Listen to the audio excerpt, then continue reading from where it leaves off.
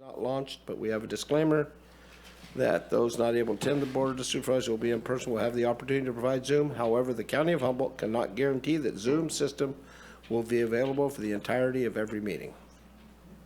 The only way to guarantee your comment is received and considered by the Board of Supervisors is to attend in person or submit. So we will now do a roll call. Looks like everything's going old school today, Chair, so hang on. Supervisor Bushnell. Good morning. Supervisor Madrone. Present. Supervisor Wilson. Here. Supervisor Arroyo. Here. And Chair Bohn. Yep. Thank you. Salute to the flag, please.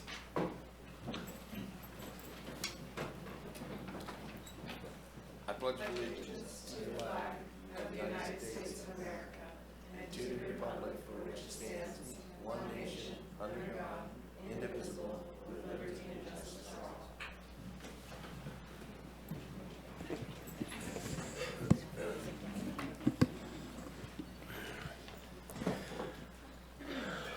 Modifications, please. Good morning, Chair Bohn. Item D2 is being pulled for discussion, and then also just for the audience's situational awareness, we have closed session time set for 9:05. So as soon as we get through consent and item D2, we will read all of closed session into the record and break. We will likely only get through item number 1 on closed session, and we'll return to hear the 10:30 time set regarding Measure S.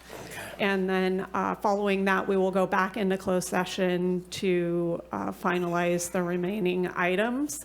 And then also we have pushed public comment on non-agenda items to the end of the agenda, as we do have a board member that needs to depart early, and we have some critical business to conduct while we have all 5 of you present. Well, and yeah, so. Oh, sorry. And all public comment will be limited to 2 minutes today, and public comment on non-agenda items will be at the end of the meeting. So, thank you. So I'll bring it back for the consent calendar. So we have we do have a hunger and homeless awareness week. And the sad thing about this is I think this will probably be the 3rd time since I've sat up here that I'm giving you this. So I don't know when we are going to make the difference that needs to be made, but I appreciate your efforts because I think you've been here. And you've been here every year, so for 12, 13 years, so I appreciate that. So, whereas the theme of National Hunger and Homeless Awareness Week 2024 is being homeless is not a crime and housing is a human right. Whereas people from all walks of life, including individuals, families with children, employed and unemployed workers, older adults, veterans, individuals with disabilities, and youth and politicians are impacted by hunger and homelessness. And whereas the community recognizes that hunger and homelessness continue to be a serious problem for many individuals, families living in Humboldt County, and no one should have to worry if they have food on their plate or a roof over their head. Whereas the California Center for Rural Policy reported in their Humboldt County food assessment that hunger is a daily experience and that food insecurity exists with 40% of low-income adults, 37% of households with children, and 50% of the households is ran by a single parent. And 17% of seniors. Most live on fixed incomes or survive paycheck to paycheck. Whereas while homelessness creates barriers to accessing essential services such as affordable health care, housing, child care, and education, the cost of these necessities often contributes to hunger, food insecurity, and people experiencing homelessness on any given night. Whereas the aim for the National Coalition for Homelessness is to eradicate homelessness by solving the root causes of it, to educate the public about how many reasons people are hungry and homeless, including the shortage of affordable housing for low-income residents, and to encourage support for the organizations committed to sheltering, providing supportive services, as well as meals, food supplies, clothing, and hygiene products to the homeless and hungry. Now therefore it be proclaimed, but the Humboldt County Board of Supervisors that November 17th through the 23rd, 2024 shall be known, designated, and set aside as Hunger Homelessness Awareness Week, and encourage all people in the community to work together to find meaningful solutions for these problems. Thank you. My name is Winchell Dillenbeck, and I reside in McKinleyville, California. I'm a representative of Affordable Homeless Housing Alternatives. I'm a board member for Health Care for All, and I am a member of the California Alliance for Retired Americans, all impacted by hunger and homelessness, and many other groups. I want to thank the Board of Supervisors for recognizing this once again, and I don't know that we're ever going to eradicate it, so you may see me year after year. The proclamation speaks for itself. I know that my compassion and your compassion cries out to help those who suffer. While progress has been made on dealing with hunger and homelessness, the issue of hunger and homelessness is the most challenging one in our community, and it's difficult to obtain all of those resources necessary to deal with the problem. We should recognize and applaud all organizations who work on these issues. I have brought a few of them with me today. It is not all of them, but they are going to say a few words because it takes the whole community to address this problem. Thank you. Good morning. Darlene Sport from Arcata House Partnership. I want to first express my gratitude for your recognition of Hunger and Homeless Awareness Week and your ongoing commitment to really working with all of us. We feel your support every day out there. Homelessness is not just a lack of a roof over our heads, it's about the complex challenges that people face, from economic instability to mental health struggles to a lack of affordable housing. For many, for most, this is a situation that is deeply traumatic, that affects a person's dignity, safety, and their future. We have thousands of people in our community today on the streets, and even more who are only a paycheck away from losing their homes. Addressing homelessness requires the collective efforts of our community, our nonprofits, and the businesses and people we serve. This week is an important reminder of the work that is still left to be done. Now more than ever, it's a time to raise awareness, to show compassion, and to call for action. Together, we can continue to expand access to resources, advocate for policy change, and provide the necessary support to our neighbors that need it most. Thank you for your dedication to us and for our community. Good morning, all. Carly Robbins with Food for People. Thanks for having us here and for bringing awareness to this issue. While a lot has been done for services to address food insecurity as well as homelessness, the issues are by no means going away. Food for People is currently serving 21,000 individuals every month. That's about 15% of our county's population. That's 5,000 more than we were serving 2 years ago and 9,000 more than we were serving pre-pandemic. Unfortunately, the numbers are not going down. We are seeing a lot more first-timers than we've ever seen before, folks who never thought they would need this assistance of the food bank. And we're also seeing many more returning people coming earlier, meaning that the funds that they have are making it less and less into their month. Even with all the resources that they have, they're running out of money. Everything is more expensive, from rising costs of food to rent to gas.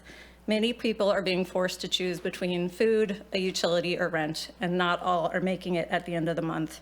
And in our county, we face even bigger hurdles. We're far, we're remote, and we're rural. So even for folks like us providing services along with all the amazing people here that you see today, it's harder for us to provide the same services that people receive in urban counties. Transportation, getting things here, freight, everything is more expensive, and it makes the job harder. People we serve look like you and me. It's our friends, our neighbors. It's folks who have worked their entire lives and never thought they would need assistance. We're exceptionally grateful for the strong support we have in our community, the partners in this room who have allowed us to do the vital work that we do every day. And we're hopeful that as we move forward, support for hunger and homelessness issues will continue and help us address these issues. Thank you so much for bringing awareness today and for all of your support. Good morning, Board and Chair. Thank you so much for your time and attention to this very important issue. My name's Hannah Ozanian, and today I'm here as a representative, a volunteer, and board member of St. Vinny's, St. Vincent de Paul. St. Vinny's started here in the mid-'60s in the wake of the '64 flood, when there was a very urgent and sudden need to help displaced individuals and families. Over time, the board, within the '70s, as the organization grew, the need for hunger and assistance became very clear. And in 1981, the St. Vinny's opened up free meal dining facility on 3rd Street between A and Commercial. And since April of 1981, we have served nearly 4.5 million meals to our community members in need. There are so many people in our community, the most vulnerable, folks living on the streets that are elderly or disabled or even young, or people that have been outside for many years that are very much in need and use free meal as their main source of community, of connection. It's not just for nutrition, it's for a place to be welcome. We provide food, but we work with so many amazing community partners down there. Of course, Betty's Showers and all of Betty's wonderful programs. Betty wasn't able to be here today. We work with Open Door Mobile Medical on Tuesdays and Thursdays. They work tirelessly to provide health care to our clients. And as well as Providence has an amazing community resource center that's located right within our dining room. There are so many complex factors that contribute to and affect this issue of homelessness. Every single person on the street has a different story and has different obstacles to overcome. So all that said, what I would say, I'm incredibly passionate about this issue in general and locally, that though these barriers to overcome are very challenging, the solutions are local. And I mean that not only with housing supply or with smart, connected case managers, it also has to do with just our open hearts on the street, being able to say hello to someone that perhaps hasn't talked to someone in a few days. That is incredibly powerful. So I thank you for your time. I thank all the community partners here today, and we have a cold winter ahead, but we are open and ready to work. So thank you so much. Thank you. I think, Winchell, thank you for your doing. I don't think people realize how lucky we are to have Hannah come back home after she opened the largest daycare center or homeless help center with loaves and fishes a day center in Sacramento.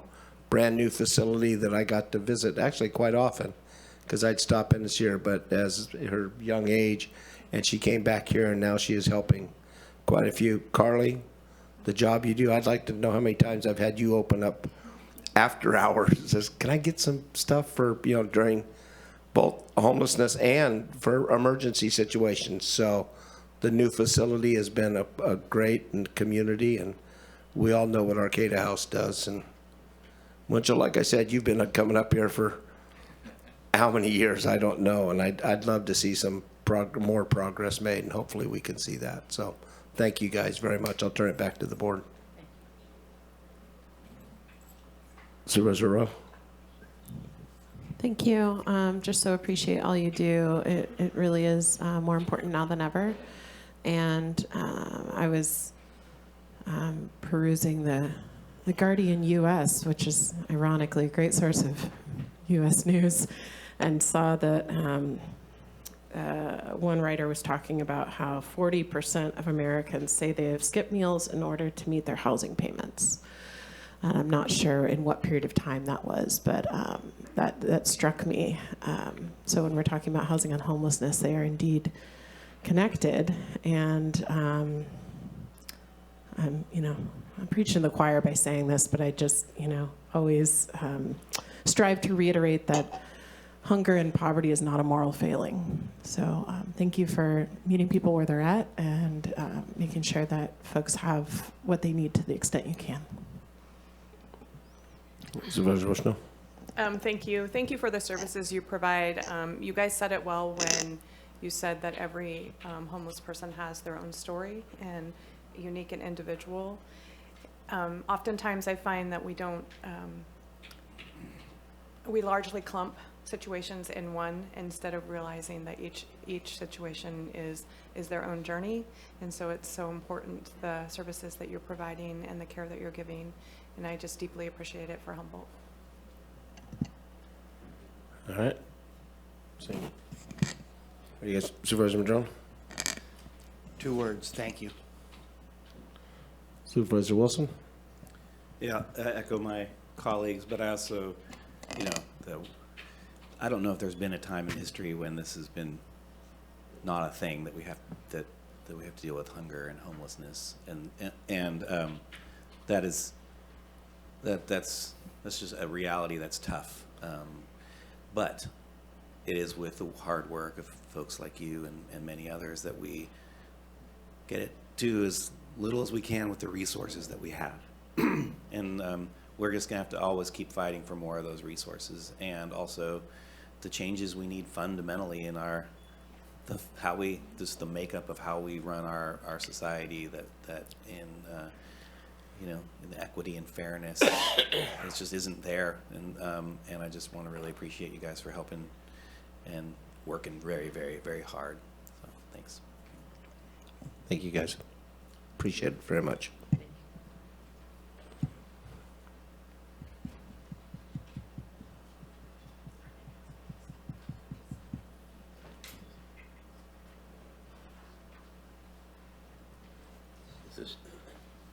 My apologies. Is this still open for public comment? I'm going to let you come up there, Vernon, just because. I'm going to be very brief, and I just want to say thank you for recognizing this as an ongoing event. When I came to your community back in November 1st of 2017, I was homeless. I want to thank Connie Beck, Director of Health and Human Services and Street Outreach Services, for meeting me where I was at St. Vincent de Paul. I'm now housed, I've been housed since July 1st of 2018. I still have to utilize food for people, but thank God that they're there. And they've always got an open heart and an open door. Arcata House Partnership has fed me on multiple occasions with their food truck since I've been housed. So I'm thankful that we have things of this going on, and this is a collective nature. It is a partnership, it is a relationship, a community relationship that I'm hoping that grows tighter and tighter every year as we go by. Thank you so much for this. Thank you. I'll bring it back to the board. Is there anything else on the consent calendar? Are you going to do the COB proclamation? Clerk of the board just said to let it go through. They're not good. For the matter of time, because they are very cognizant of the time. So yes, they are recognized, but yeah. We love our clerks of the board. Supervisor Madrone? Yes, we do love our clerks of the board. They keep us running and functioning every day, so thank you to all of them. And I want to thank Lisa Sundberg for her continuing service on our Human Rights Commission. Thank you, Lisa. And thank you to all the members of that commission. I think we're the smallest county to have a Human Rights Commission. So something to hang your hat on. Supervisor Bushnell? So I just want to recognize the clerks of the board and all that they give to 5 of us and all the work that they do. And even though we're not going to read the proclamation, that we just all really appreciate them. I think the whole organization does. And to say thank you. And to recognize the work that they do for the general public as well. Just want to put it out there. Lots of work. All right. And seeing no more public comment on the Chair Bohn, I do have a call. Oh, you do have a call. Oh, that's right. We're back up. We are back up. Okay, 7718, star 6 to unmute, and you have 3 minutes.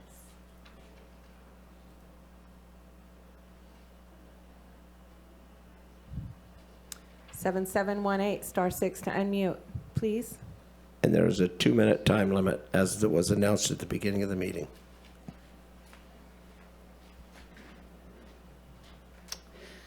Okay, I have another hand. We'll come back. We'll come back to, I apologize, I did just say 3 minutes, didn't I? We'll come back to 7718, 9036, star 6 to unmute, and you'll have 2 minutes.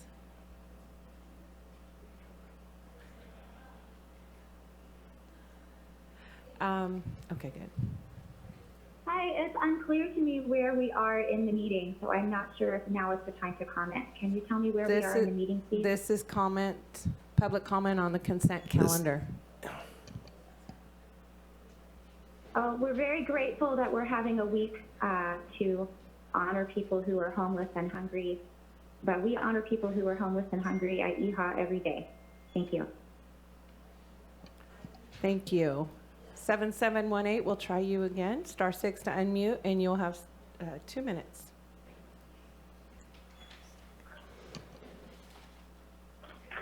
Hello, this is Ken Sawatki calling from Mexico. I hope you can hear me better today. I'm in a different location. I wish to comment on item 17, the law enforcement agreement with Trinidad. Thank you so much for partnering up with them. Looks like there's a potential 5% increase there. Item number 10, there's a 5% raise for Karen Clowers. Looks like we can potentially eliminate 2 positions. That would be a long-term project, I think, to do. And maybe go ahead and give some of their department heads or people under a thing also 5%. I strongly support D8, but the Headwaters has a revolving $1 million loan. I like the loans. And I also wish to mention item number 66, clerk of the board week, and all of the clerk staff in the board thing. Thank you, Domingo, and everybody who works with us. They're great help. Thank you for my opportunity to speak on your consent items today. Thank you, Chair Bohn. We have no more callers. With that, I'll bring it Supervisor Bushnell. I'll make a motion to approve the consent calendar. Second. It's been moved and seconded. No further discussion. Thank you, Chair Bohn. We'll start with Supervisor Madrone. Yes. Supervisor Arroyo. Yes. Supervisor Bushnell. Yes. Supervisor Wilson. Yep. And Chair Bohn. Yep. Thank you. Motion carries 5-0. And if I remember right, we are going to address the items pulled, and then we'll go into closed session immediately afterwards. Correct, Chair Bohn. I think this item should be fairly quick. Item D2 was pulled for discussion, and we do have Karen Clower, who is serving as your interim aviation director, to present on this item. Good morning, supervisors. We do have Dave Carter from Shots Energy on Zoom. He can discuss some of the project details. I can certainly discuss the request for contingencies to purchase the Nissan Leaf vehicle. The charging stations, the infrastructure is in place for the charging stations. There are 4 at the ACV airport. The request for the general fund to purchase the vehicle is a contingency plan and will only be needed at the end of the fiscal year if the funds aren't available to purchase the vehicle. We continue to look at cost-saving measures throughout the year and complete some of our projects currently at ACV so that we can get our reimbursements in place. With that, Dave can talk a little bit about the project, or I can answer any questions that you may have.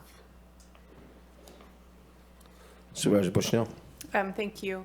I pulled this item because it is it's not budgeted, and it's out of the general fund, and there already are budget issues within the aviation, and we just had to pull $50,000 for consulting fees, and we're also doing a national search for a new director, and also you're getting a 5% bump because you're doing the work. And so I also, recognize that the charging stations it's part of the program.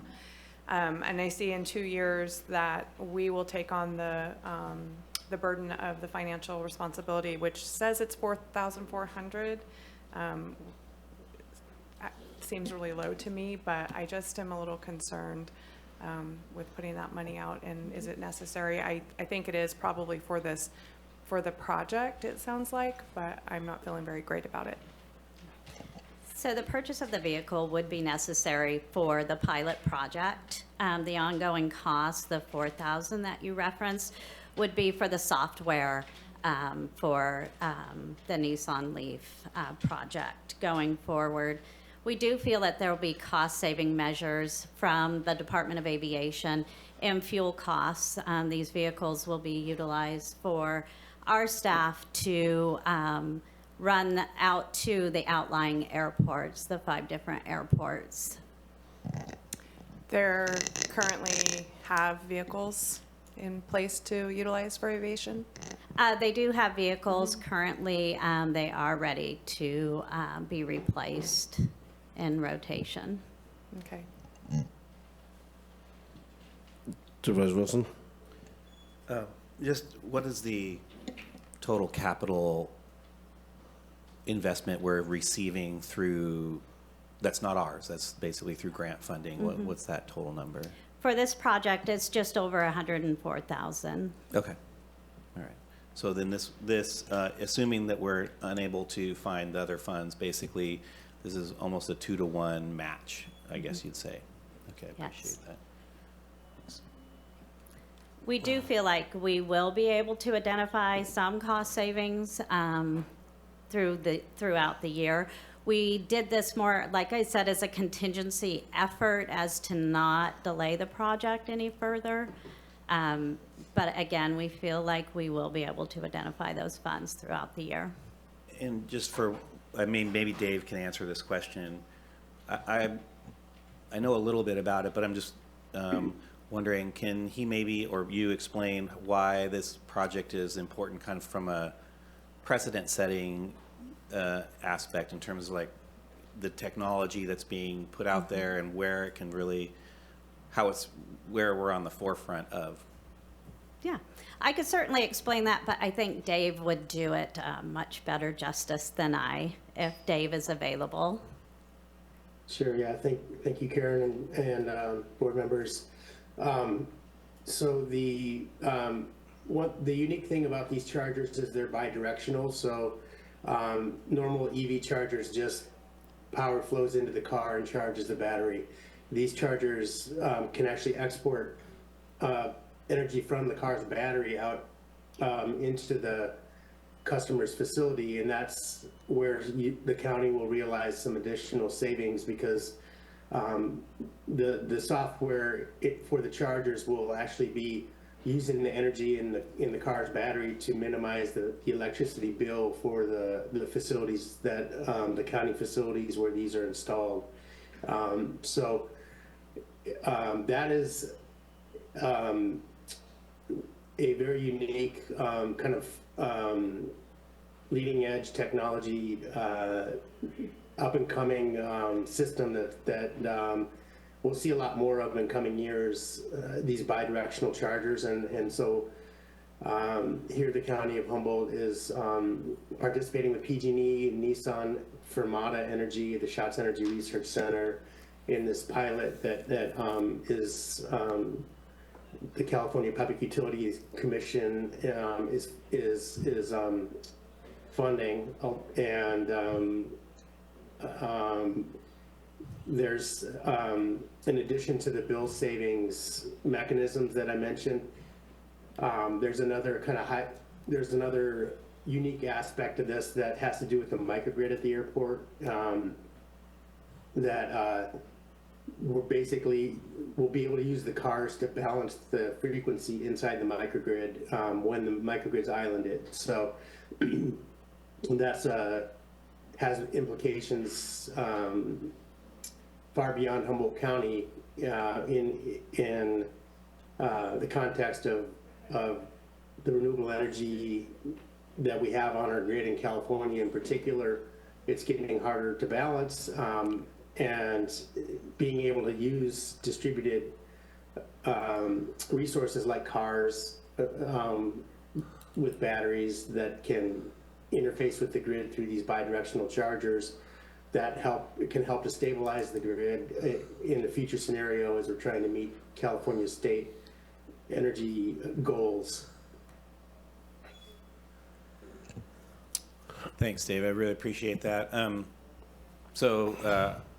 Unless there's other public comment, I'm willing to make a motion to move the. I haven't asked for public comment. Sorry. You want to ask for it? Whenever there is, I'm ready. Mike would like public comment. Seeing none? I do There's have a the- caller all online. 7718, star 6 to unmute, and you'll have 2 minutes.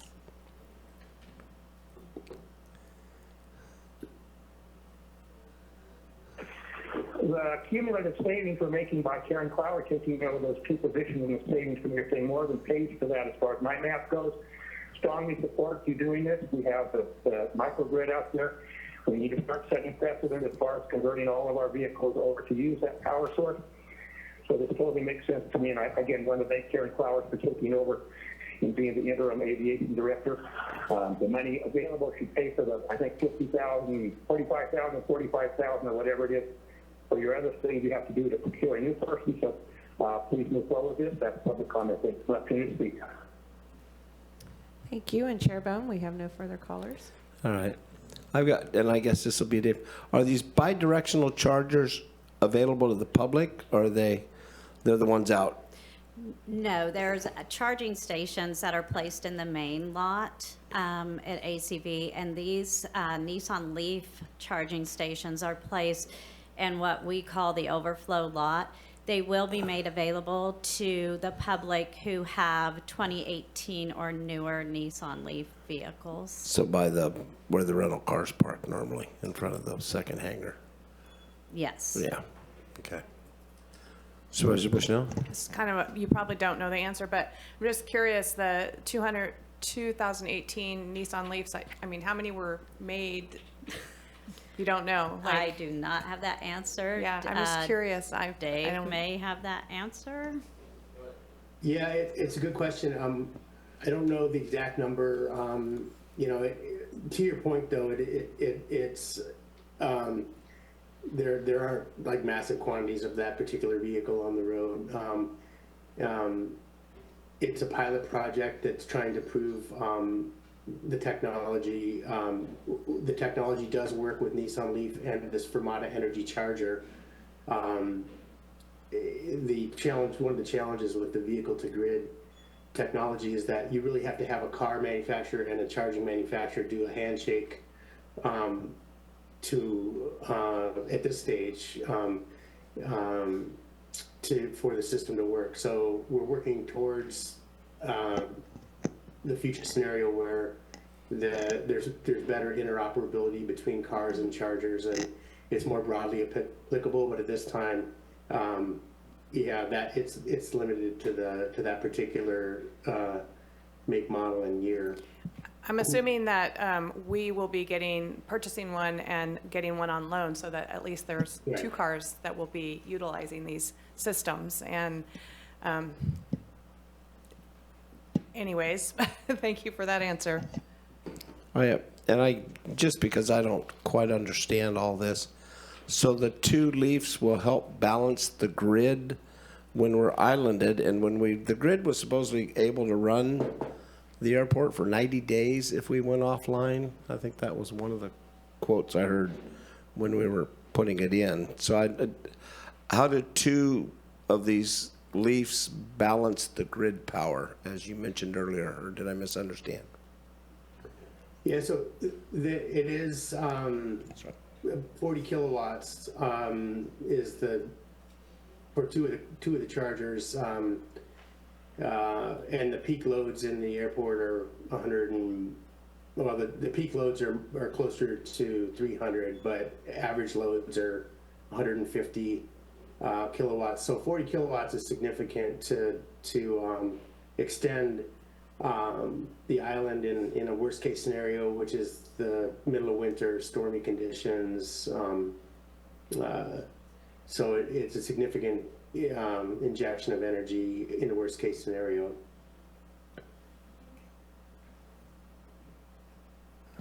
May I add something? Please. They're just batteries, so they can be charged or discharged as part of the system. So like SMUD, Sacramento Municipal Utilities District, they get contracts with people who have electric cars so that their cars can be discharged to the grid for reliability, just like they can be charged up during needs. So I think essentially these just function as extra batteries in the system, right?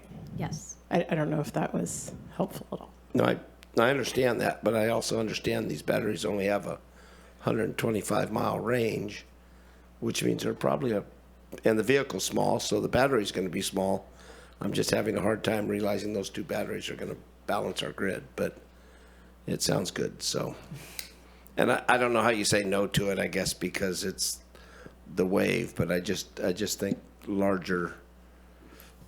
I don't know how many, and a lot of we have pickups now that run out there now. I see a lot, okay, that actually take materials. You can't get a whole bunch, you can't get a shovel on a leaf. So we're just going to have people drive up to the airport and look at it and drive back. There's not going to be any repairs, weed eaters, any of that work done at the airports, because it's just going to be take a drive up to Densmore or take a drive up to Neyland or. And I don't know how well they're going to be on our, even though we did pass Measure O, I don't know how well these will stand up to these roads, that both the highways and our, so. Yeah, we can look at storage solutions for, some of the equipment that may be needed out at the different airports. Again, this is a pilot project. It's new to us, so we do need to look at all solutions for us. Don't store anything at the outlying airports. They won't stay there. All right, I'll bring it back to the board. Is there a motion? I'd be happy to make a motion to approve this and say that, our partnership, this county's partnership with Shots Energy and RCEA and others have vaulted us as a community as leaders in energy in so many ways, and one we mentioned today is microgrid systems. I think we probably have the highest microgrid capacity per capita of any county in the United States. We're leading the charge in that technology. Leading the charge, I like that. We're leading the charge, and I want to emphasize too that what's being worked on here is the capacity to, many folks in our community have purchased as backup systems, battery systems for emergencies, and also even just to manage their power, because ultimately if they have solar, or even if they're solar on grid, they're able to manage their power and actually get some real economic benefit from that. This technology will allow us to, as a community everywhere, if you have an electric vehicle, that vehicle then is also your backup battery system. So in many ways, where you don't have to pay the $15,000 to buy a battery backup system for your home, you actually get one, and it comes with wheels and it moves around, and so you get a kind of 2-for-1 in terms of benefit to your, and then broadly speaking, the technology that Dave's talking about in terms of like being able to hook it back into the grid means that whole communities have a lot more resilience in times when energy may be expensive or may be lacking. The capacity, the communal battery capacity can be used to benefit everybody in that area. That's the direction, and this is the technology that we're working with, and I'm grateful for everybody's work on this, and I'm again glad to make the motion. Thank you. I'll second. Moved and seconded. Supervisor Bushnell? I'm curious if, because these can only be utilized with this type of a car, in 2 years, if we find that they're not helpful or they aren't utilized, or we are having to replace batteries on these cars and the car's not very useful because we can't do a lot with it, what happens then if we don't want to go forward with the pilot project? How much would it be to remove these chargers, or what do we do at that end stage? The end stage of the project, so in answer to the first part of that question is we do not have to continue with the leased vehicle. We will own the Nissan Leaf, which can be charged at regular charging stations, so that we'll still be able to utilize that vehicle.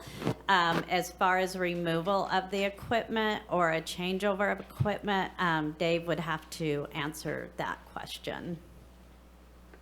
Yeah, and you certainly can, after the pilot period, remove those chargers and replace them with something that's applicable to a broader range of vehicles. And by that time, there may well be a vehicle-to-grid charger option that has broader applicability for more vehicles. You could also go with just a conventional charger. A lot of the incentive money that's coming to the county for this, it supports the actual electrical connection to the transformer and the circuit breaker, all the kind of stuff that the public doesn't see, but it actually creates the circuit that ends up in the parking lot there that you can stick any charger on that after 2 years. So the infrastructure that's going in is durable, and I think good value for the county. In that you could change out the charger as the technology advances after the pilot ends. Who bears the responsibility financially if we, at the end, to say those chargers aren't utilized like we thought, or you all thought they would be, and we need to change them out for a more universal? Who bears that responsibility financially? Changing the chargers or removing them would be on the county. All right, bring it back to the board. It's been moved and seconded. Thank you, Chair Bohn. We'll start with you, Supervisor Arroyo. Yes. Supervisor Wilson. Yes. Supervisor Madrone. Yes. Chair Bohn. Yes. And Supervisor Bushnell. I'm going to vote yes. However, I have a lot of feelings about it, that because it's the pilot project, that it's going to end up costing the county funds that we don't have as we're going into budget crisis, and that's everything we talk about. And I know that we're getting, the installation is paid for by Shots Energy, and I appreciate that, and Cal Poly Humboldt. I just do think that in the end, it's going to cost the county more money than we thought. So thank you.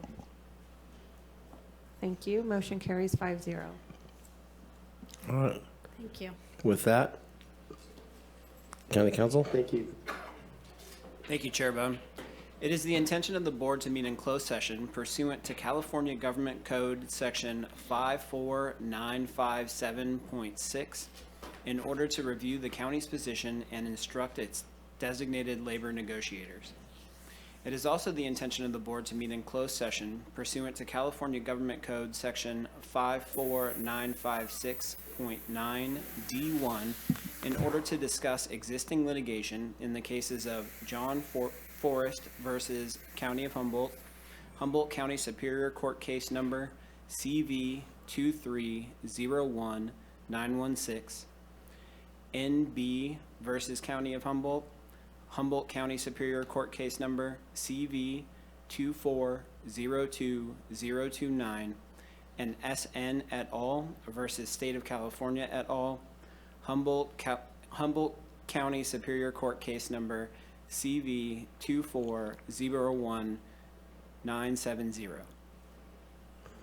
Thank you. Is there any public comment on our closed session items? I do have a caller online. We don't have anybody in person. 7718 *6 to unmute, and you'll have 2 minutes.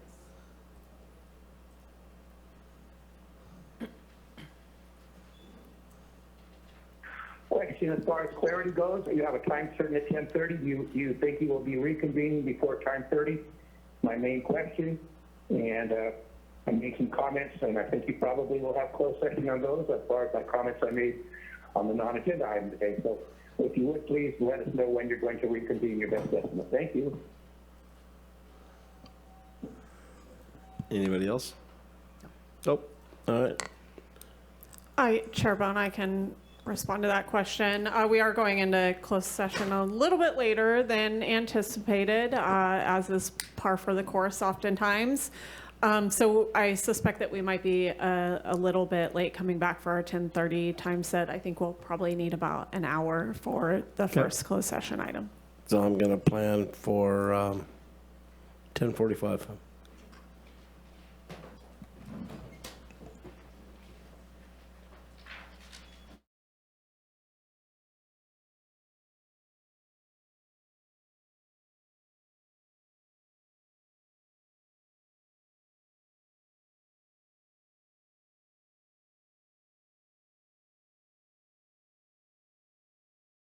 Show on the road.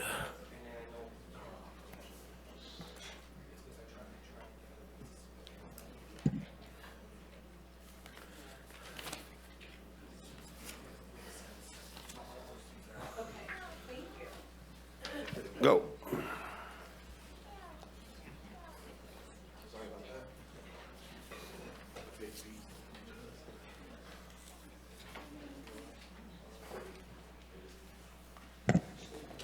All right, good morning, Chair Bohn, members of the board. Sean Quincy, Deputy County Administrative Officer with the Humboldt County Administrative Office.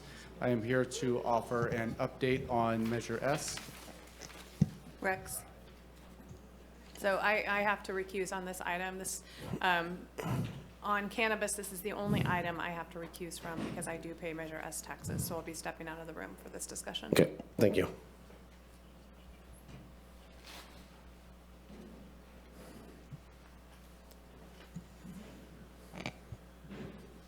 All right. So last October, your board took a series of actions related to local cannabis cultivation and requiring cultivators with outstanding balances to enter into payment plans, develop regulations allowing for suspension of permits for unpaid fees and taxes, and reinstating the Measure S tax at 10% for tax year 2025. This item provides an update on that activity that has taken place since that meeting and considerations for future actions, including whether to continue with the 10% tax rate next year or consider another rate or structure. Regarding the amounts due, this was one action that your board took, was to require cultivators to enter into payment plans, with those payment plans to be due by March of 2025. This slide shows the accounts that remain with the balance. To date, the Treasurer Tax Collector has collected just under $900,000 on those past due payments. The average amount remaining owed is about $15,000. There are over 500 accounts with a remaining balance of $15,000 or more. To give that a little bit of perspective, there are about 50 accounts with amounts due under $1,000, about 100 accounts with $2,000 owed or less, 232 accounts with $5,000 owed or less, and 400 accounts with $10,000 due or less. This slide shows the number of accounts that have not signed up for payment. Of these accounts, 132 are inactive, and that means that the Planning and Building Department has indicated that they're either no longer using their cultivation permits, that they are no longer using the permits, and that adds an element of difficulty to collection of past due amounts. Those inactive accounts represent $2.6 million in past due amounts owed. A second action that your board took was to direct staff to modify county code to allow for suspensions and revocation of permits for unpaid taxes and fees. Previously, this was not even a category of permit. And so in March, the Planning and Building Department came before your board and added that piece to the zoning ordinance. Since that time, staff have contacted permit holders, and there are 125 permits that remain in suspension. As it stands now, after March 2025, staff will reassess and see how many accounts still have a past due balance. And because permits can only be revoked by an action of the board, staff will need to return to your board for action on those permits. The other action another action that your board took was to reinstate Measure S for tax year 2025. That is for cultivation that is occurring this calendar year. These are the amounts, the tax amounts that would be set for 2025. These would be on the bills that go out next year. For outdoor cultivation, it would be $13 a square, or 13 cents a square foot. For mixed light cultivation, it'd be 26 cents per square foot, and indoor cultivation is 38 cents per square foot. And just a reminder, this includes the CPI, Consumer Price Index adjustment that is within the ordinance. For an example of what this might look like for actual bills, this slide shows how much a different cultivation would owe at different square footages. For example, an 1,000 foot indoor cultivation operation would owe $383. 1,000 foot mixed light operation would owe $255, and an outdoor cultivation operation would owe $127. On the larger end, an acre of mixed light would be $11,143, and an acre operation for outdoor would be $5,500. And again, these are tax amounts for full taxpayers. For taxpayers, that includes all of the cultivation that they might have in their name. There's been a lot of discussion around trying to compare the revenue that could come in with a 10% reinstatement of Measure S compared to the administrative costs that would be required to make sure that Measure S is collected, bills are sent out, and other activity that is necessary for Measure S to occur. I can't stress enough how difficult the revenue and administrative cost projections are in this environment. As your board is well aware, the Measure S has been suspended for the last 2 years. Before that, the year before that, Measure S was assessed at 15% of the normal cost. So on the revenue side, it's just incredibly difficult to assess how much could be collected, how much bills would be delinquent, what the market is like in this environment. Our best estimates, looking back at the 2022 bills that were sent out, again, those were assessed at 15% of the normal cost. Total bills went out at $3.3 million. Treasurer tax collector has collected $1.5 million on those bills. Those bills also included past due balances, so it's difficult for us to assess how much was collected just on that tax year's cultivation, how much of that was also including prior amounts owed. That's about 45% of the amount billed. If we billed 2022 at 10%, it would be about $2.2 million. If we look at 45% of that, that's about $1 million. So best guesstimates is probably less than $1 million we could reasonably assume to collect if the Measure S was assessed at 10% of cost for tax year 2025. On the administrative cost side, again, another difficult projection. The Ag Commissioner is the only department that tracks their time related to Measure S, and that's because they have a funding source. They contract with the state to perform inspections, and so they've been tracking their costs. Their costs far exceed the amount of funding that they get from the state to administer those inspections.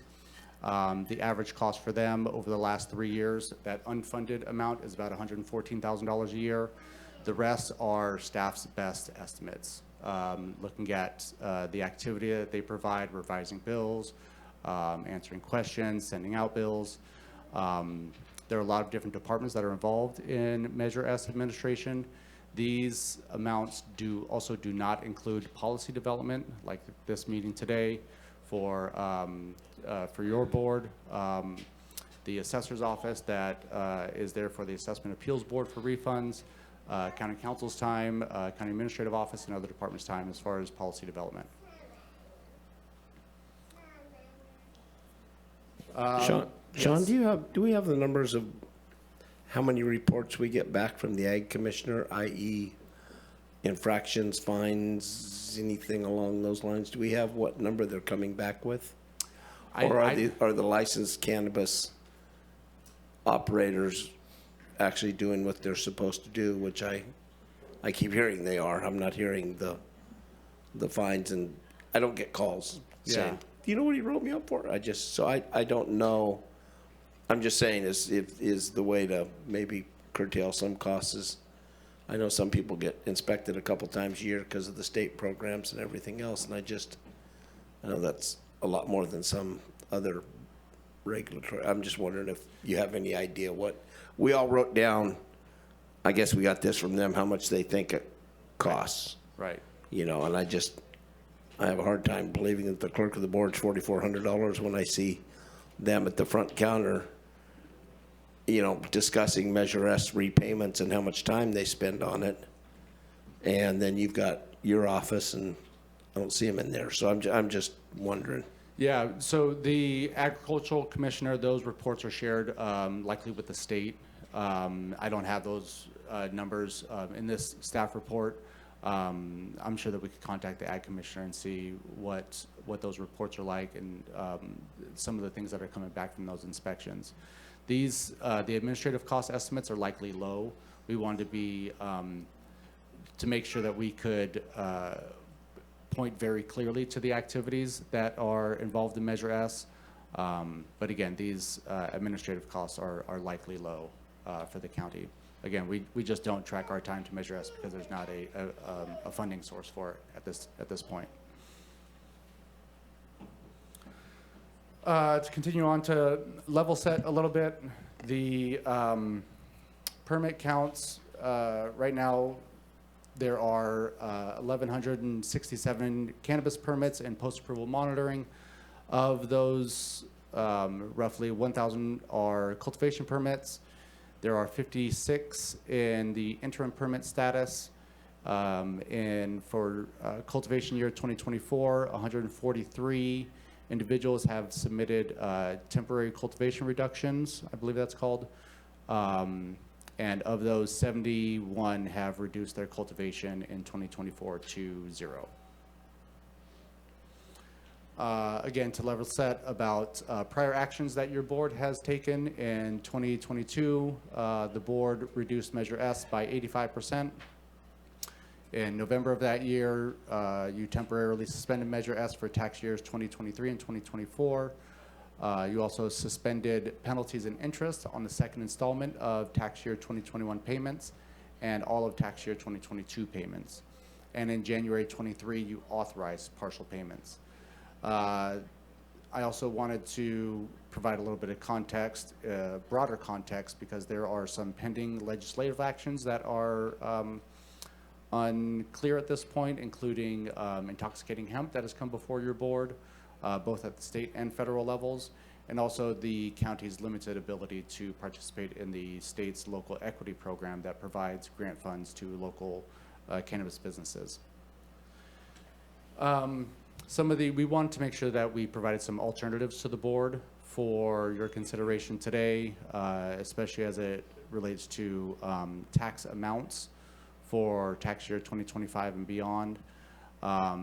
Some alternatives that would we believe that we could do under the current ordinance are first to keep the tax amount at a low amount, like the 10% that your board directed back in October of last year.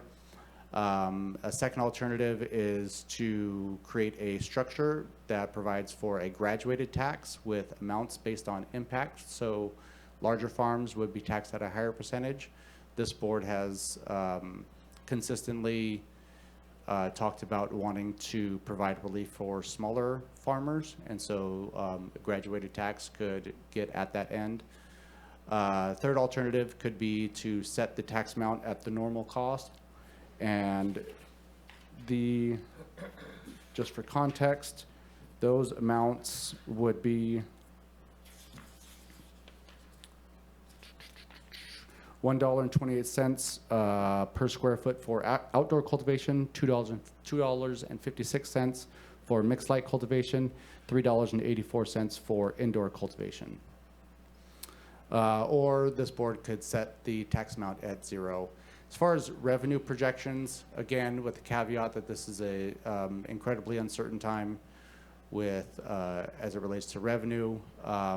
Number 2, in the staff report, we provided just an example of what a graduated tax could look like, just to provide a point of discussion. We believe a tax amount that provides 0% for smaller farms, going up to 10% for the largest farms, could provide around $500,000 per calendar year. If you set the tax amount at a normal cost, that likely increases the delinquency rate, but it could potentially bring in $6 million or more per year. That's just assuming that there's the delinquency rate doesn't balloon. The tax amount at 0 obviously would bring in 0 revenue for the year. I wanted to also provide an example of the graduated tax amount that is in your board report. This has proposed percentages at different rates.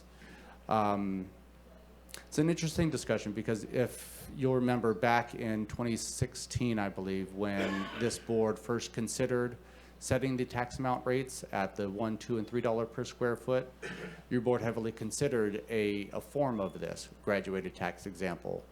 For simplicity, we wanted to do 1, 2, and 3 just so that we can get it out the door and make sure that we could administer it correctly. But this is a version of that prior discussion that we had at the board. And so again, this is incentivizing smaller operations and assessing larger operations at a larger amount. As far as potential tax bills, this is what this could look like at the proposed tax amounts. So an indoor operation at 1,000 square feet, that's assessed at 5% per square foot of cultivation, would have a total tax liability of $191. 5,000 square feet, that would bring them up to $1,400, and 10,000 square feet would be $3,800. And so you can see the rest there. It grows as size of cultivation grows.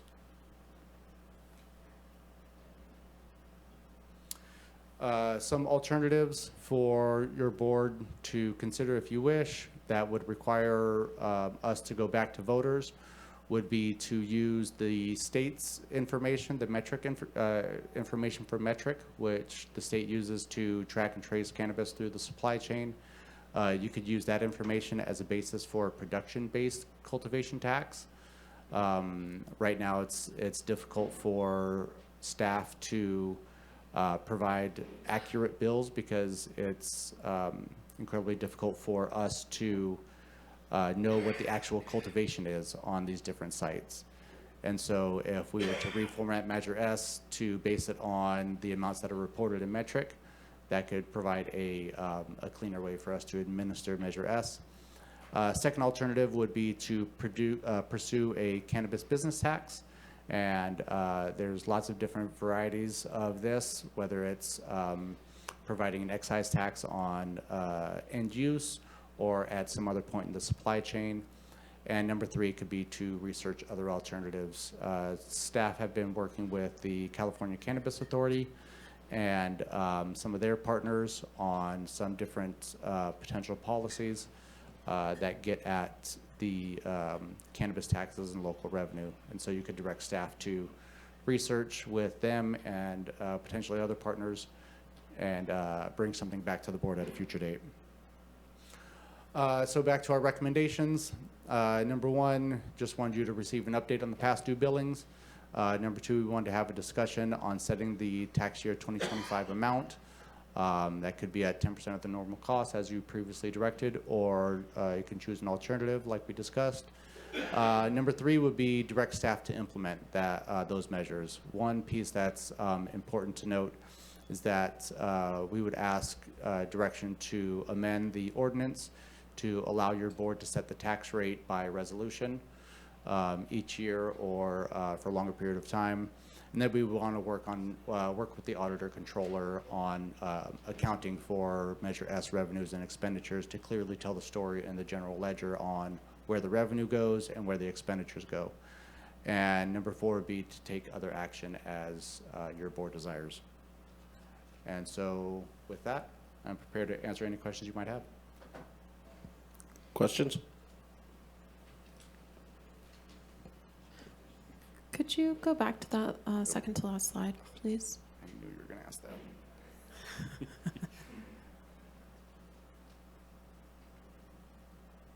I don't have a further question yet, Chair Bohn. I just wanted to look at that slide a little bit longer. I don't have another question yet. I just wanted to take that in a little bit more.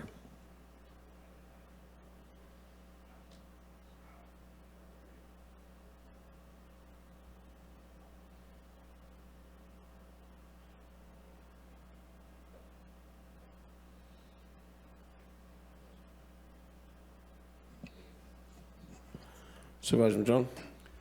So just to be clear, any changes to the ordinance would have to go back to the voters, correct? Even an amendment to the ordinance? Not an amendment. The ordinance states right now that your board can amend the ordinance. I am asking about providing that amendment. So the amendment would say your board could set the tax rate by resolution each year.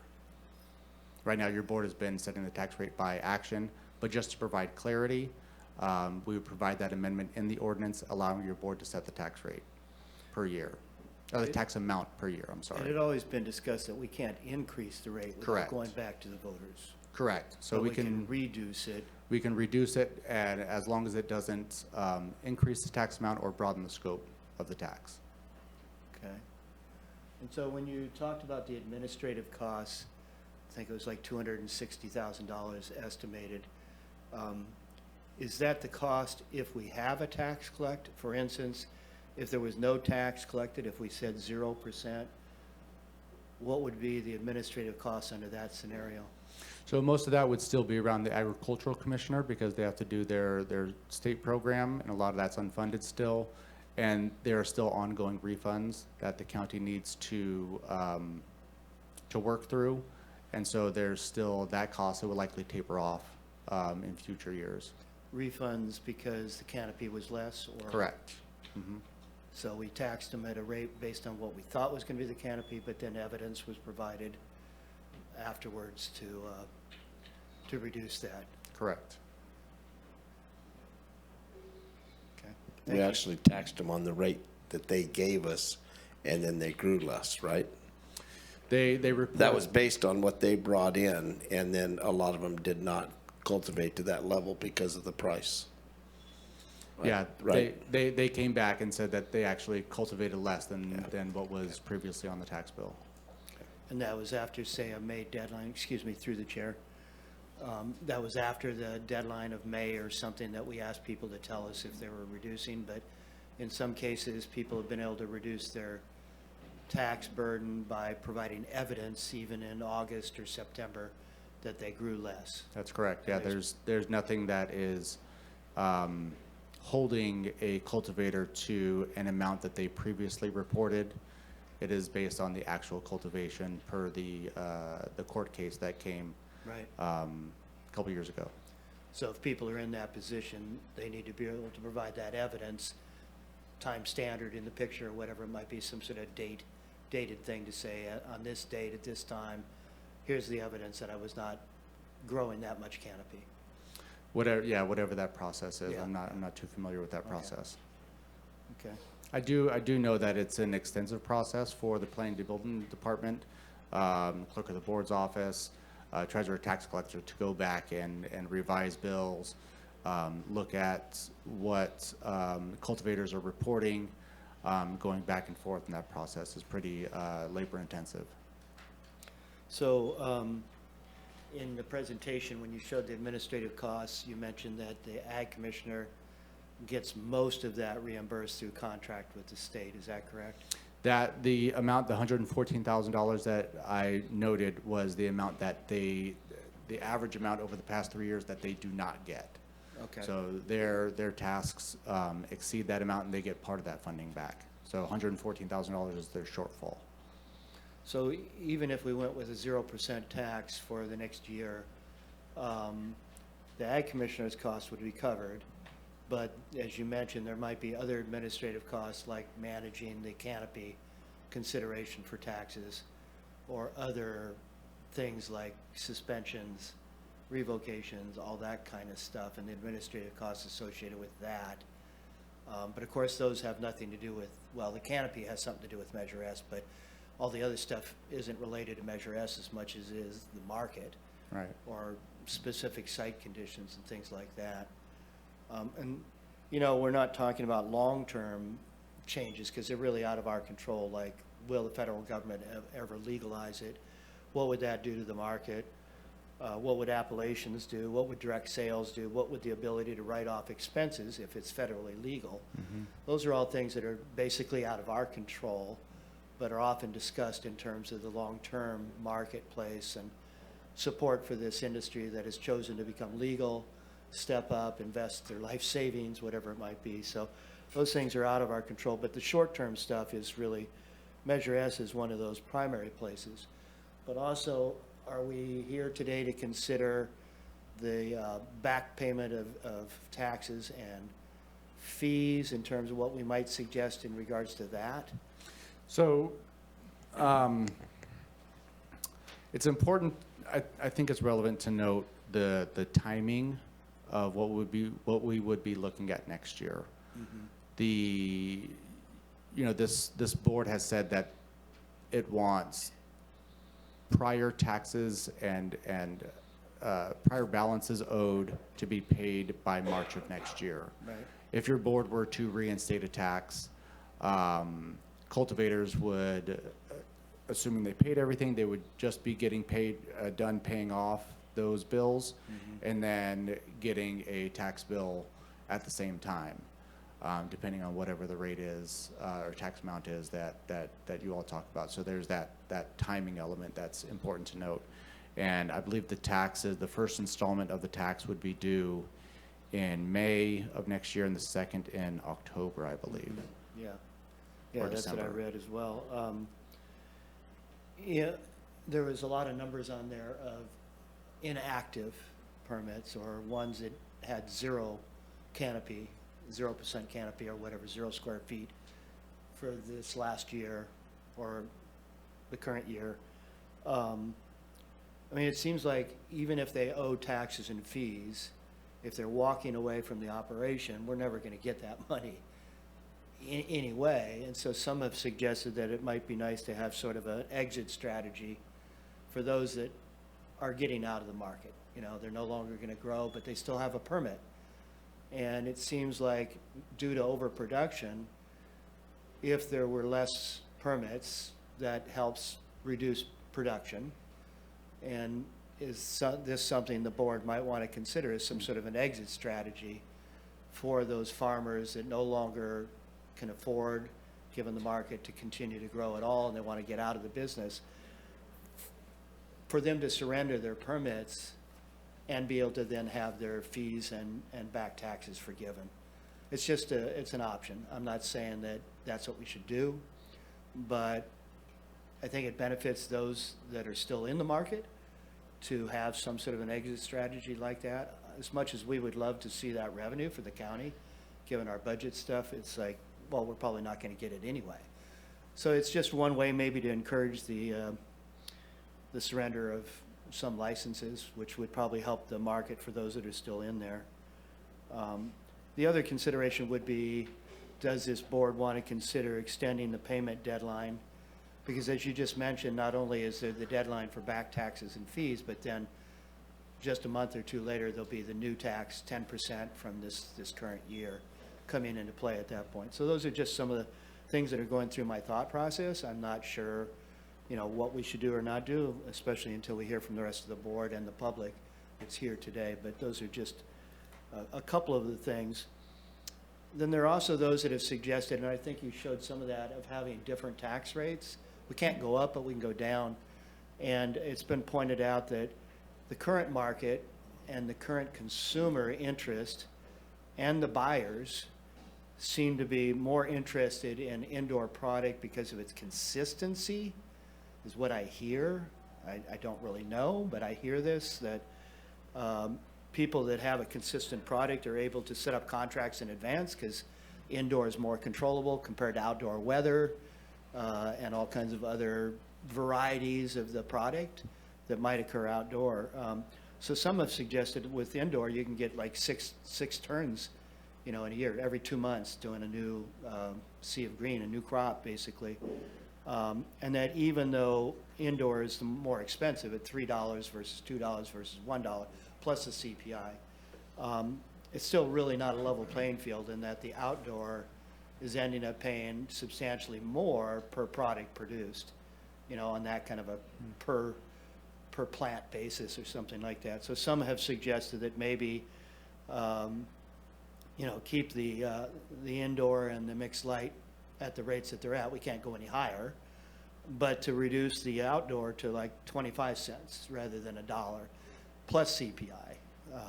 That's just another thing that I've heard discussed out there. But again, looking forward to hearing from the rest of the board and from the public on these issues. Thanks, Sean. Supervisor Wilson. There's a clarification from Supervisor Madrone's comment. When you say it can't go any higher on those, we're at 10% now. So you're saying above the max? What I mean is the cost per area of canopy can't go any higher than the 1, 2, and 3. Than the max that's in. But whether or not we go 100% or 10% or 0%, yeah. I hear you. Okay, that's Two different items. Sorry, I just wanted to clarify. No worries, it's good to ask. Thanks. Supervisor Rowe. Yeah, just a couple items. I mean, I have more to say on this, but I think I'll wait for public comment to make my comments. But I am curious a little bit more. You know, you mentioned part of what I wanted to reflect on with that slide was the auditor controller planning to do some reporting. And I know the community has really asked for that in the past. And, you know, a lot of community members felt that when Measure S was passed that they were going to receive more information than they felt they did. And so could you say a little bit more about what the ideas were behind that and what that might look like? Sure, yeah. Excuse me. So when Measure S was passed, that that funding went into the general fund, and there's been several reports that we have brought back to the board that discuss additional investments that the county was able to make with increased revenue. Did not provide a clear one-to-one tie on what those on exactly what Measure S funded. But the increased revenue that was available during that time is what we try to tie it to. What this staff report tries to get at is providing more of a clear one-to-one tie, where in our accounting we provide a specific account for the Measure S revenue, and then we tie it to specific expenditures so that we can clearly show in the general ledger and clearly tell that story. One thing I would caution this board about is even in that scenario, there would be likely be a desire to increase services. And in this environment, with the general fund facing a $17 million deficit, I would caution, and I'm sure that our CIO would caution against service expansion as opposed to funding existing services, but still providing clear accounting for that. And we can clearly do that. Okay. Yeah, I mean, I don't know that there's any sense in wondering aloud how we made decisions years ago when this was, you know, initially proposed. Now it looks like we're unusual in our part of the state for the way that we tax cannabis. You know, with the excise tax model versus gross receipts, or you know, or sales. You know, additional taxes at point of sale.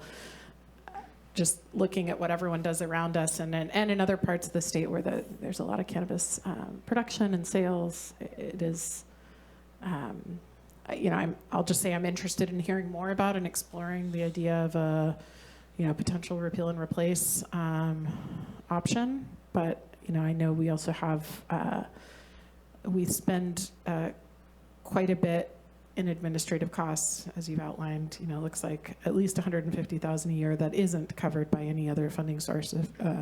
If I'm not mistaken, it may be higher from what you said. It's higher. Yeah. So the ag commissioner's costs are not fully covered. There's a portion of that that's not covered. The 114, to be clear, is the amount that the agriculture commissioner, that's the shortfall. Their actual costs are over $200,000 a year. I see. Yeah. Thank you. That Sorry. was very helpful. I thought a portion of that was covered by the state. Okay. So, you know, I'm loath to add too much more, and, you know, developing an alternative measure would be challenging, but it is clear that we're an outlier in some ways now with the lack of a model that includes gross receipts. So that's something I'm kind of weighing and hoping to hear from the audience about. When it comes to the equitable payment, I mean, I'm interested in what Supervisor Madrone said about how we can help people cut their losses and move on in a way. And I also want to be equitable about that. So are there any proposals that, yeah, I'd be interested in discussing that more, but also hearing your thoughts. Are there any proposals that you have heard or have for us around how to do that in a way that is just? So the only thing that I'll say, in the planning and building department is definitely the expert on this, but when it comes to revoking permits, bringing that to the board, it's another heavy administrative task to do, gathering all the facts, producing the report, coming before the board, especially with the number of potential permits. If there's 300 permits that need to come before the board, that's a big load to bring, even if we bring them in batches of 30. We're looking at 10 plus meetings, gathering all the facts around each of those cases. It's cumbersome, to say it lightly. And I think for now, my last question is, if we were to continue the suspension, would there be a way that we can recover more of these administrative costs? Obviously, some of the costs, like bringing things to the board, is not to be borne by, especially when it's at our request, isn't to be borne by the permit holders. But is there a way that the administrative costs for other services could be borne through fees in a different way? Not that I'm aware of. The the services that are paid for by fees are adopted by the fee schedule each year. Those are typically permit fees and certain cleanup fees, but those are all charged for service basis. But anything beyond that would have to be borne by a different funding source. I recall John Ford, Director Ford, articulating that not all of those end up being covered through the existing fee schedule, that there's quite a bit of uncovered cost there, which, I think for any industry that would be concerning, and we're just trying to recover those to the extent possible. Absolutely. So, yeah.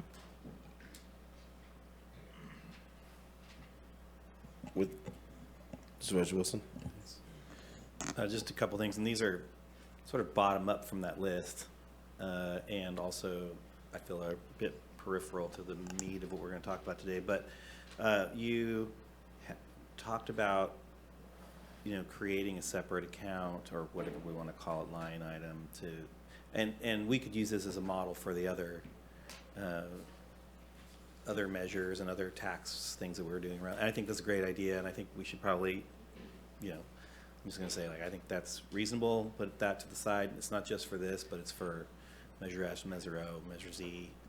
If we could make those and delineate them better so that they're easier for the public to interface and understand where that money goes, that'd be great. So I appreciate that as a concept. I think it's not unreasonable and I still believe that the general public is still pretty supportive of some kind of cannabis tax in Humboldt County, more or less. But I would say that a repeal and replace to make things easier or less cumbersome in a lot of different ways would be something I would be willing to discuss, not today, but in a future item. I think that's not unreasonable. And then I think I just want to say what I'm hearing about here was an idea around, in order to save us time and money on revocation processes, if there is money already owed by a farmer or a business, that then there would be some consideration in allowing for some forgiveness for that in exchange for just giving up the permit. Is that what I'm hearing from you? That, again, that, I understand you're not advocating for that necessarily, but is that a concept that's sort of like being floated around, or is that? I haven't discussed any of that with the planning and building department. Okay. And there, as I understand it, the board would still need to take action. Yes. On that. Well, that's why I'm saying these are things that seem to be kind of low on the list of the meat of today, but still kind of out there in terms of future direction or future from the board. And we could certainly do some more research into that and what a potential streamlined process could be when it comes to giving up your permit in exchange for something like prior tax amounts owed being forgiven, or to some extent. Okay. We can do some more research on that. Okay. Thank you. And then I guess we're going to hear from the public today, but it seems like the meat of today is moving forward, status quo, or changing in some way, shape, or form, all the way from these sort of gradated versions of, whether it's by size or by other means or by type, versus up or down, versus all the way from, all the way down to nothing, all the way up to something. We're still in that zone. So, okay, I appreciate that. I do want to hear from the public, and then we can have that discussion. Great. That was it. That was all I had for the moment. 8 years ago, Prop 64 passed. This week I spoke in front of a assembly committee in Sacramento about how it was going to affect our counties. And I think it was Monterey, Calaveras, San Bernardino. Now, Monterey, the first week, raised over $18 million the first week, because they charged $25 a square foot for all those flower greenhouses out in the flats that weren't being used. Calaveras brought in almost $8 million because they just gave permits out over the counter. So it was everybody was going to get rich because everybody else was getting rich. So I think when we look at where we came from and what we're doing, and I look at some of these fees, I just, nothing against John Ford and the planning and building department, but when I see some of the bills that are charged for some of the cultivators to get their license, it seems like they got it pretty well covered, everything they did, all the way down to, Post-its. So I'll open this up to public comment and bring it back to the board. So looks like Ross is going to lead off the pack.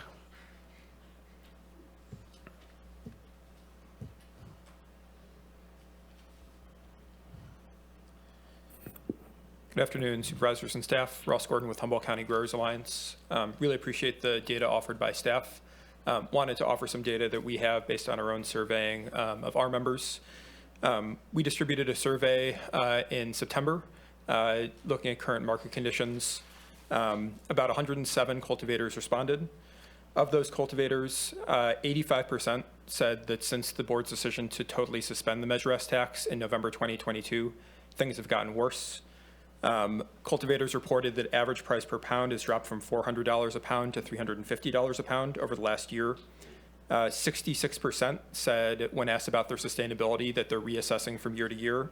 Just 19% said we're keeping our head above water but not doing great, and just 2% said they're doing well. At the same time, we have economic data now showing from a Sonoma State study that cannabis generates about $669 million a year annually in terms of both the direct revenues and the impact on the rest of the economy, and supports 5,600 jobs. So what does all that data mean? I think it means a couple things are true at the same time. The cannabis industry here is still a major source of economic activity and livelihoods in the county. We think about 10%. And at the same time, nearly every business is struggling, and the businesses that are successful are barely keeping their head above water with very little margin. 2 years ago, the board heard from dozens and dozens of farmers a very simple message that there's not an ability to pay. There is not anything that's changed over the past 2 years. In fact, things have gotten worse.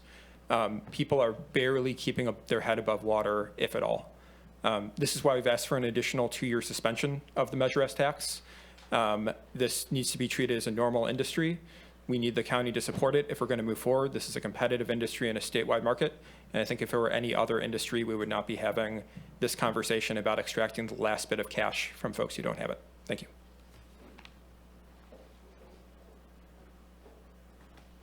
Good morning, Craig Johnson, owner and operator of a small farm in southern Humboldt. Like you all, we've had many discussions trying to figure out how to make our businesses work, how to make and be able to partner with the county and all the other agencies to stay in business. That's our goal, is to stay here and keep doing what we're doing. We paid in over $55 million at the beginning of this program. If the county had a little foresight and saved some of that money, maybe divided it out over 10 years, 20 years, there would be plenty of money to cover some of these fees. And we've also tried to work really diligently with Gavin Newsom and the state to try to get direct sales. I heard that come up today. AB 1111 was shot down after 2 years of hard work and effort on our part. We've tried everything possible in every different direction. Now we're asking for normalization finally. We need to normalize this crop and this plant and the people that grow it. And we're asking for a full suspension for 2 years today. Thank you.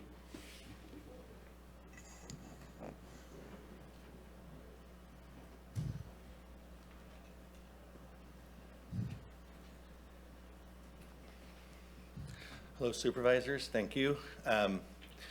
So here we are again, having the same conversation over the last 3 years about how this isn't working. And as we just heard, nothing's changed. It's only gotten worse, yet we're still having a conversation about how much can we tax this industry.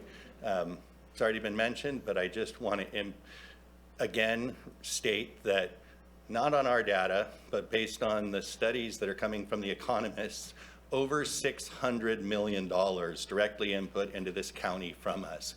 That is more than the combined input of all the other agricultural industries combined. That's what the data tells us. I would ask you, how often do you have your other agricultural industries coming up and asking you for a tax break on their excise tax? Never. And the reason is because it doesn't exist.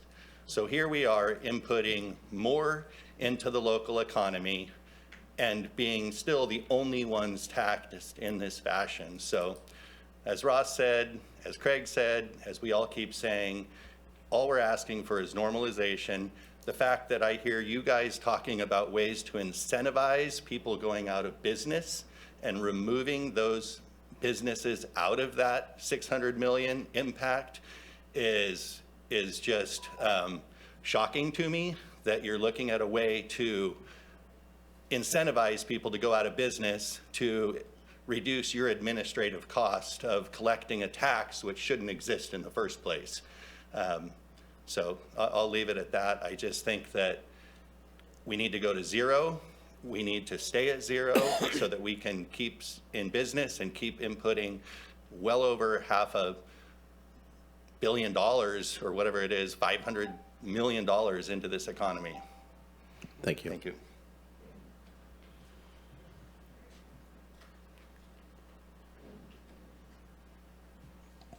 Good morning, Supervisors. Hannah White here, again in front of you, about to say everything that Dylan just said. He stole my thunder, but yeah, we're asking you to demonstrate your consideration and your empathy for the many constituents of this county, the pot farmers of this county. We are not exceptional. We are producers, just like the other craft and commodity producers of this county. We're just hard-working, rural living community members. Today, we're asking for a 2-year suspension of Measure S tax, a zero tax rate equivalent to all other agricultural tax rates in the county, 0.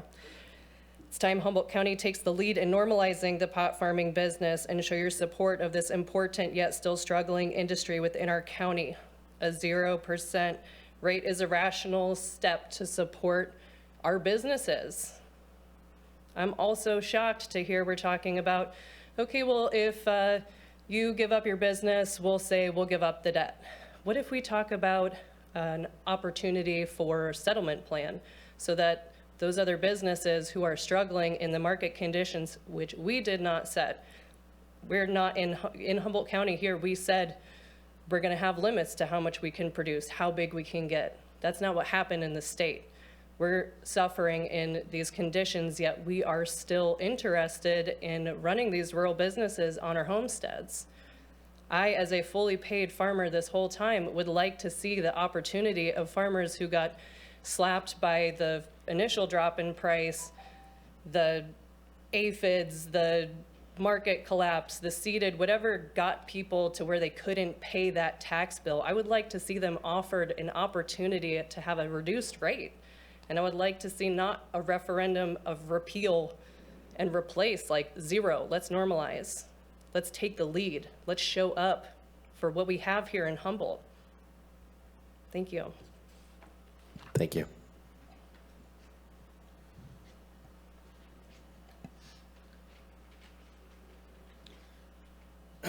Good morning. My name's Ed Janicki. I have a small 10,000 square foot farm of outdoor mixed light in Willow Creek. And I'm here to echo my colleague's position of suspending Measure S for the next 2 years at least. I've seen a lot of my friends, a lot of my colleagues go out of business here locally, and you know, some would say that is, you know, better for my business. But honestly, I look at Humboldt as a whole. We're one big community, and I would like to see as many farms as possible survive, including the ones that are currently not even operating, you know, because as a whole, we represent a culture up here, and I'd like to see that culture more represented more strongly in the statewide market. And I think in order to do that, you know, we're gonna have the next couple of years is gonna be tough. Like, the market crashed pretty good during COVID, but now we're still going down. We're seeing another 30% reduction in wholesale flower prices this year from what we saw last year, and last year was painful. So we're seeing even more pain now. And so I think in order for us to survive as a collective, as a group of cultivators and represent that Humboldt name and that Humboldt brand statewide, we need to do everything we possibly can to help everyone that's part of the cultivator community survive. So please strongly consider suspending Measure S. Thanks. Thank you.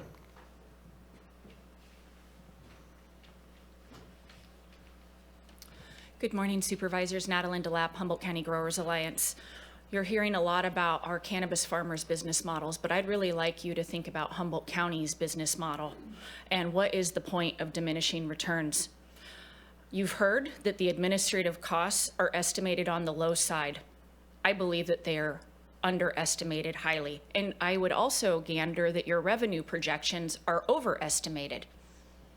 So we know that there has been a 30% drop in overall licensure in Humboldt County in 2 years.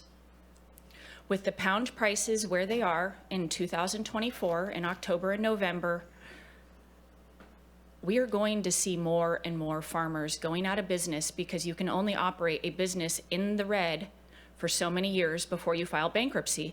But these farmers don't have a choice. They can't file bankruptcy because that's not allowed, because that's a federal provision.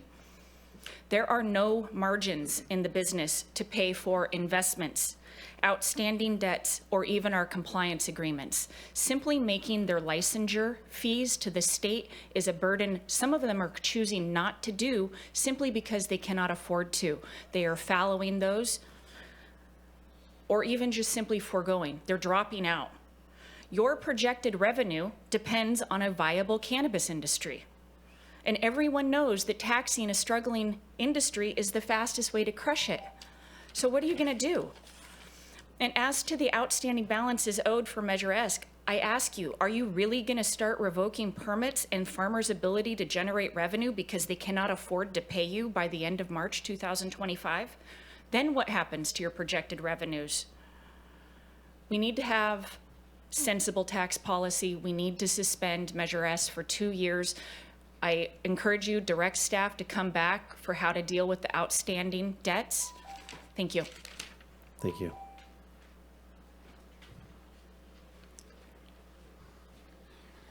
Jesse Gennaro here, owner, operator, Humboldt 36 Farms. My comment's more directed at the outstanding bills. I don't owe anything, I'm all caught up on mine, but I'm also in a position where I'm trying to buy other farms or lease other farms. But the outstanding bills are being attached to the permit. So if somebody owes $30,000 on a permit, if I go buy the property, I got to pay the $30,000. I think there needs to be, like Steve said, an exit strategy for the original permit owner to get out and be able to sell the property or lease his property. But if the new leasee or owner is getting the back tax added onto it, it's going to make it hard, and we're going to have a bunch of empty properties and farms that are going to stay empty that way. That's it. Thank you.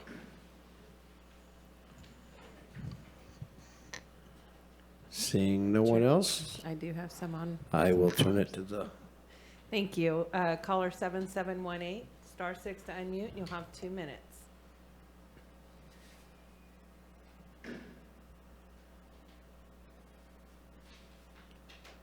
(7718) star 6, please. Okay, we're going to go to caller 6344, star 6 to unmute, and you will have 2 minutes.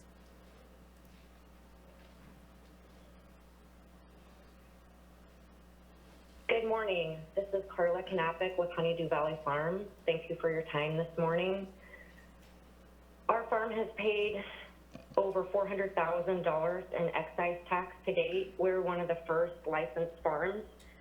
We actually probably paid over a year more in excise taxes than most of the farms that were in the temporary status or provisional status for many years. Please don't count on Honeydew Valley Farms being able to contribute any more to future excise tax. Currently, we're being offered $250 per pound. We're losing money. Our entire second run of product, I don't see the point in trimming it. I will probably be composting it all. At $250 a pound, to pay someone to trim that, I am losing money. I should have never planted the second run. I should have only have planted the first run, packed up my bags, and walked away. I've been born and raised in this county. My husband's side of the family is 5th generation. Between excise tax and property tax, we don't see a way to continue to live in this county. And I'll leave it at that. Thank you for your time. thank you. Thank you, caller 7718. We can try this again. Star 6 to unmute, and you'll have 2 minutes.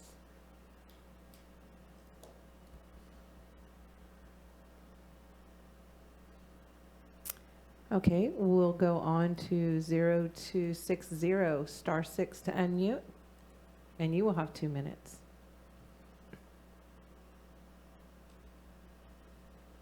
Hello, Thomas Mulder here. Just want to confirm you can hear me there, Chair. We sure can. Confirmed. Okay, thank you. So I'm one of those cultivators that's behind on their taxes. Making payments as much as I could. You know, sometimes life smacks you in the face and everything you had planned just doesn't work out the way you had it planned. So I'm hopeful if the price tips up, we'll be able to pay that payment in March. That's all due. but just like the previous caller, you know, everything's shut down processing. You can't put money into processing a product that's selling below cost of production. That's the reality here. It sucks. It's pretty painful. To hear the exit strategy stuff earlier, I was on a piece of equipment, so I kind of heard it. I heard fellow cultivators' comments, so I share that. You know, do whatever you can. Everyone in this industry poured their life savings into it, whatever that was. Let's stop trying to attach a dollar amount or anything like that to it. Like, their heart and soul for the last 10 to 40 years, they poured into this industry, trusting the county. Let's not make another boom and bust like we did with the logging industry, fishing industry, and all the other things in Humboldt County. Let's figure out a way that we can support this industry, whatever way you can. And I look forward to hearing you speak here soon. Thank you. Thank you. We'll go to 9036, star 6 to unmute, and you will have 2 minutes.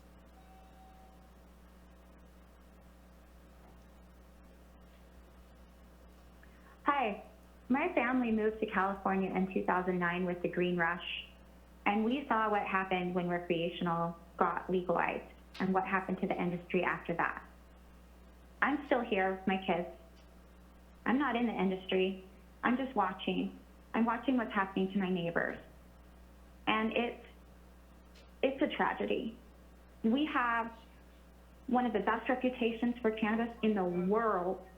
People want cannabis from Humboldt County and Amsterdam. That we can't seem to get it together to support our small farmers and make that a reality.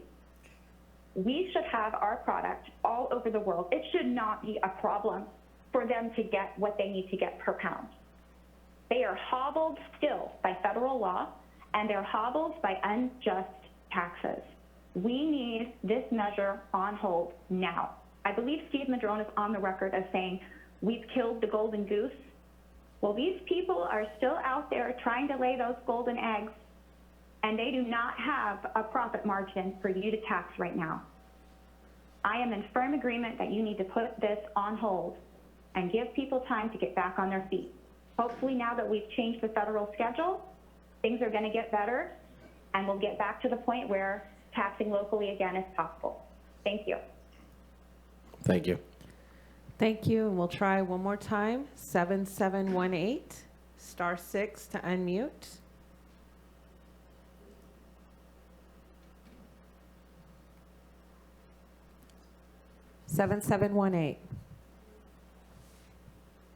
Okay, Chair Bohn, he must be having difficulties, That'll be fine. and that is our last caller. All right, I'll bring it back to the board.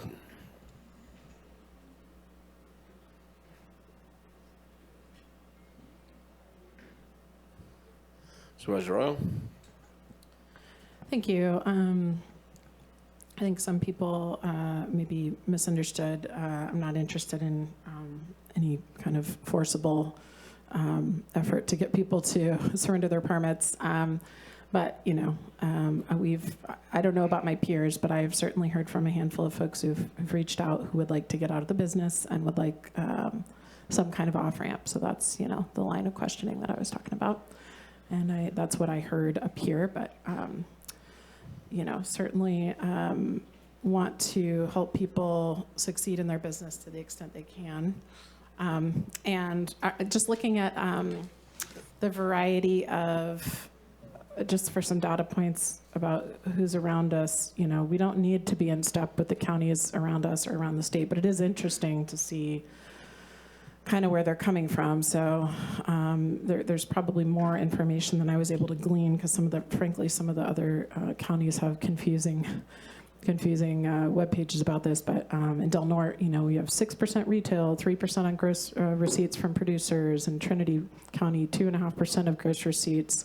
Retail, frankly, a little bit confusing. Mendocino has a flat tax as well as 5% of retail and a portion of gross receipts. Sonoma has the widest range of cultivation-related taxes, you know, significantly lower for outdoor and then proportionately much higher for indoor mixed light. 1.5% of gross receipts and 3% of retail. And then just for because I know Santa Barbara is a big player in the scene. I looked at what they're doing, which is obviously going to be worlds different from us. So, they're looking at a lot of around gross receipts, depending on, and that's a range based on type of business, as well as distributor percentage. So it was just interesting to me to kind of see how everyone's landed in this, because, I think when Measure S was implemented, voted in, there was a lot that we didn't know. So for whatever that's worth, that's what I found from neighboring counties, and included Santa Barbara in there just to see what they were doing. Definitely a lot of emphasis on, gross receipts versus cultivation, although certainly some continuing tax of cultivation based on square footage. I'd like to hear what others think about the rest. Supervisor Madrone.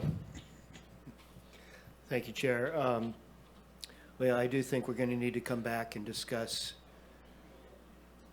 the issues of whether or not we're going to move forward with revocations in March, or whether we're going to extend a payment plan. Also, exit strategies for those that may owe back fees and taxes but want to get out of the business. Their choice, not trying to make it happen, just trying to offer that off-ramp. Third, changing the rates if we're going to ever have a tax that we do push forward. I think outdoor should be substantially less, frankly, because as I stated before, I think it's unfair. I like the ideas of revisiting the ordinance and having, if there were going to be a tax, have it be on gross receipts rather than on canopy, because canopy can be one thing and then a month later it's suddenly nothing based on fires that smoke the buds, or mites, or any kind of other natural calamity that might occur, because canopy is not a guarantee of product, basically. So with that being said, I'm going to move that we make the Measure S tax 0% for the next 2 years. I'll second that.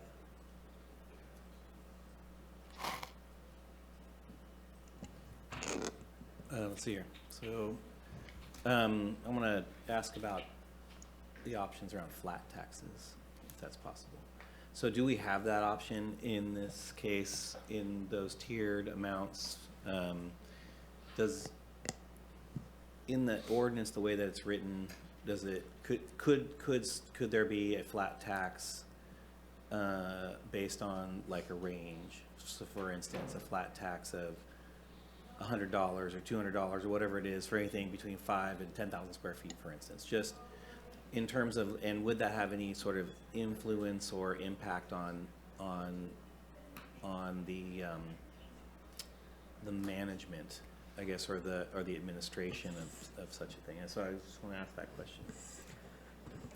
Your board has the ability to reduce the taxes to anything that is less than the current amount. So yes, you could establish a flat tax so long as it was less than whatever the current tax rate would be based off of square footage. So there would be some calculating that would need to take place on that. The problem with a flat tax just becomes if, based off of how much square footage a cultivator has, varies pretty significantly across different permits. Right, and so what I'm asking is that if a flat tax was in a range, would that, how much of the administrative effort that we have is in just calculating the number that's due, based on, confirmation of this many square feet and that sort of thing? I was just kind of wondering where's the burden where's most of our administrative burden in administering this? So, as I understand it from the planning and building department, about 25% of an FTE is spent on revising tax bills. So there's an amount that they start with based on the permit amount or amount that is projected to be grown per farm. I'm not sure exactly how that process works. But there is, they've talked about how, and I think it was in the staff report, about a quarter of a full-time employee their time is spent on simply revising tax bills, looking back at reports of lower cultivation, verifying, going back and forth, producing the reports to come before the Assessment Appeals Board for refunds, things of that nature. So that's out 50,000 of that 250,000 then? I mean, I'm really ballparking here in terms of like, yeah, that's wage and fees and wage and insurance and blah, blah, all the other. I would say that's fair, yeah. Okay, so flat taxing it's not going to save us a lot in terms of the administration part of this. Okay, that's just one of And It probably actually convolutes it. okay. And since we've been at zero, the adjusting the tax rate for cultivators is dwindling also, going away, isn't it? I mean, if they're not paying anything, what are they negotiating? These are past due taxes. Understood. But we had a time frame limit on the appealable process on that too, didn't we? Yes, I'm not sure exactly what the time frame was, but I know it was on any past due tax or any taxes that have been imposed thus far. And and my reason for seconding this was the basic reason is in 2000, I think I was the only member on the board when we passed Measure S. And I know the time and effort, and I remember at the time, it was actually came out at 6, 4, and 2 was the number that was being pushed, and we ended up at 3, 2, and 1, which at the time was the lowest tax rate in the state of California because we were working because of the revenue. And even though we were going to try to get our piece of the pie or chunk of their whatever because they had been untaxed, to say they were untaxed would be kind of when you consider the property tax and the sales tax they paid for product and everything else. So as we brought them in, but the whole idea is, I remember when we first started talking about lowering the tax rate, I had, I've got a pretty big ag district in my, pretty good amount of ag in my district. And it took a while to explain to them, this is a single tax on a single product, as was stated earlier. Nobody else is paying this tax, but we all wanted to get a piece of the pie, the state, everybody. And basically the pie's gone. And if we want to have any idea of maybe having pie later, we're going to have to support the cultivators. And the big thing is we at one time had 15,000 farms estimated in Humboldt County. And now we're down to, I don't know, numbers 1,500. But when we did this tax, we were the model on putting this together. I mean, as stated earlier, some people just gave over the counter permits and told them to go. Our issue was we were tough, but when they got through us, they were basically rubber stamped at all the other levels of water board, fish and game, and everything else. Through the chair, I wasn't quite done yet, so if I could continue on my. Oh, I didn't know you had stopped, so I'm sorry. Yes, Excuse me. I took a pause for the response from staff, so. Okay, so there's thank you for that answer in relation to that. So then what about I saw a line items on there in terms of, or, a spectrum of options. One is not, or potentially, not charging, say, for outdoor, or not charging for 10,000 square feet or less. And still leaving either mixed light and or indoor still in so in terms of less like the number of cultivators that, in terms of an option, in terms of the number of cultivators, say we were just to do just indoor and mixed light, and say you maybe indoor and just mixed light above 10,000 square feet, for instance.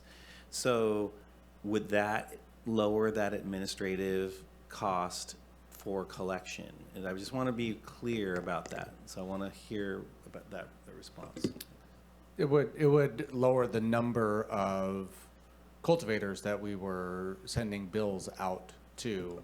The process still would be similar to what it is with those cultivators in terms of issuing bills, dealing with negotiating back and forth and what the exact number. And I will say with mixed light and indoor cultivation, it's a little bit more problematic because we do a lot of monitoring with satellite imagery. And so when we're dealing with mixed light and indoor, there's potentially more that we would have to do to verify cultivation square footage. Well, it seems like indoor is pretty set, right? I mean, isn't like inside the four walls of a structure? And how often do you have to verify that without, building Correct. permits and things like that? But even if you have a 10,000 square foot structure, the way that the case reads, as I understand it, is that it's still based on the actual amount that is cultivated within those four walls. Mhm. So there's just a process of verifying that has to go on there. Okay. And through the CIO, what was our collection last year, and what do we think in terms of the county, say we're to keep with status quo, and assuming that the market's the same, which I'm not assuming that it is, I'm just for this line of questioning, what is it that what was the revenue draw from last year under Measure S? If you could give me just one moment, I can pull that for you. I actually Okay. can't get in Finance Enterprise right now, but Jessica, I'm sure, is listening in and can pull the info. All right. Jessica's Running to a computer that's connected to Jessica's something? scrambling to get that for you. I mean, we do have to account for expectations of the public that voted this measure in and what that was. And certainly it was a different time. There's no doubt about that. We are not the marketplace. The tax burden, while people feel it always is significant, it doesn't matter. It's like, when we're talking about the price of eggs or whatever it is, that's all real. But the market for this product is not in our control of this. It just isn't in any significant way. And nor is it for any other product that may or may not be, happening in Humboldt County. I want to ask this question around, it was brought up that there's $650 million and $500,000 or 5,000 jobs.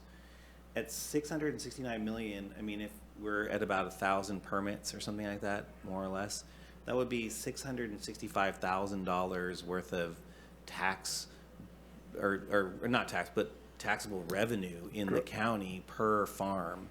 That seems a bit excessive to me if we're talking about, if this sort of make or break, and it averages out to about 5 employees per farm. This doesn't seem that's generated. I mean, I get you, it's not per farm on the farm. I understand that it's like, everyone in the stores and the restaurants and all the other stuff in terms of the revenue. That just seems, I don't know if that number, maybe that number is outdated. Maybe it's less now, and maybe that's part of why we're having this conversation. Yeah. Oh, sure. Can someone who? Yes, Dylan. Can you come to the mic and reference that number, please? Or Ross, either one, both of you. Ross, Someone probably. brought it up. But this is. Well, it's okay. One of you come to the microphone. If that's all right. It'd be much. Yeah. We want the public to hear what you have to say, so it's a lot better when it's in the microphone.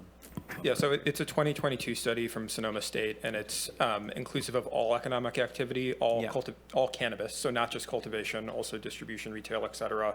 And that 669 million number is also inclusive of the effects on the rest of the economy. So looking at second, third order effects. And lastly, I'd say it's from 2022, so I would expect it's somewhat smaller now. Yeah. Even so, that you can say that's an answer. That's great. Even so, to have an expectation of let's see, $600,000 of economic activity per farm it seems like a lot to me. But I'm willing to accept that it's significant. Let's just put it that way. I mean, I think it is. And I don't know what it is in comparison to all of our other agricultural activities combined. And I think that's, we talked about it when cannabis was illegal in the state of California. It was more, there was estimates that it was more than all our other agricultural products combined at that time. So even 20, 30 years ago. I do think it's significant, but this goes back to the voters that put this on, that voted this in.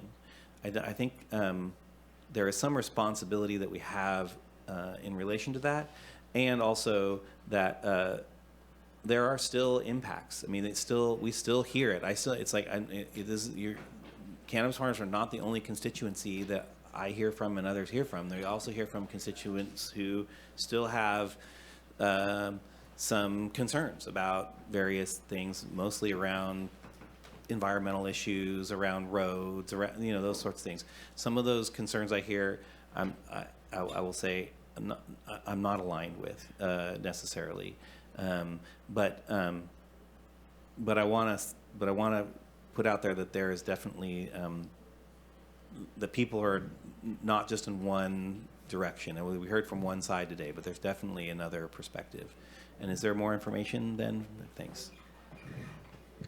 For fiscal year 23-24, the collections were $781,294.56, less refunds of $29,885.34. So essentially $500,000 in net revenue, more or less, to the county. That's what we're talking about right now. That's right? On an annual basis. Yeah. So that's, if we make a decision not to, or to suspend, then we're gonna, there is the other side of this. Every revenue source is on the back of some, whether we get it from whatever taxes we may get from wherever it is and whatever fees we may get. That is, everybody could benefit from, who is being charged or taxed will benefit from a reduction. The question is how many of those can we do and still provide services and be functioning as a county. I mean, I think that's it was a question today. It's like, we want to not have spending, but then we also, or we want to do services, and then we need revenues to do that. I don't know how comfortable I am to just pull this off completely. I mean, I would be more willing to just keep it the same without the CPI. That would be my, if I was going to be keeping it really simple. Personally, I think removing the tax entirely from those that are under 10,000 square feet, I think is not unreasonable. And I would even see a reasoning around increasing for indoor and maybe even for mixed light up past a certain size. I have one more question, and maybe someone can answer this for me who might be out there, so raise your hand if you can. There was a call in today from I think it was a Toll Valley farmer talking about, does anyone know the size of that particular farm that was calling in today? Yeah, Honeydew Farms. Dylan, can you come on up if you know that answer? So I just want for information. I just wanted to get that. I don't know. I don't have any idea what they're currently cultivating. I think their original permit was for 3 acres, okay. all outdoor. I know that they've scaled back substantially. Okay, all outdoor, not mixed light or anything like that? No. Okay, no. I appreciate that. Yeah. Thanks. Good. There are very few mixed light operators. That is a big misunderstanding with what is mixed light. The county initially in the ordinance had a definition that was in conflict with the state's definition of mixed light, which included light deprivation inside of a greenhouse. That was changed in 2.0, I believe, or at some point. And so the number of mixed lights as with indoor is very small. Okay, appreciate that. Thank you for that information. So from my perspective, there's, you know, when I hear from folks in the community, they're like, they're still wondering about the impacts and sort of the revenues generated from indoor versus outdoor, and then also impacts from mixed light, like for instance, with, you know, commonly referred to as the glow bugs. Although I've heard less of complaints about that in recent years, or in the last year, but certainly a few years ago, it was, you know, people were really talking about it. Maybe people have gotten used to it more, or maybe it's just, there's just less of it, just like there's less of cannabis growing in general. So for me, I mean, I feel like there's a need and a reason to continue with this program in some form or fashion. I think it probably could be less or modified than what we have currently in this moment. That's just me in this moment. So I'm willing to have more discussion if we need that.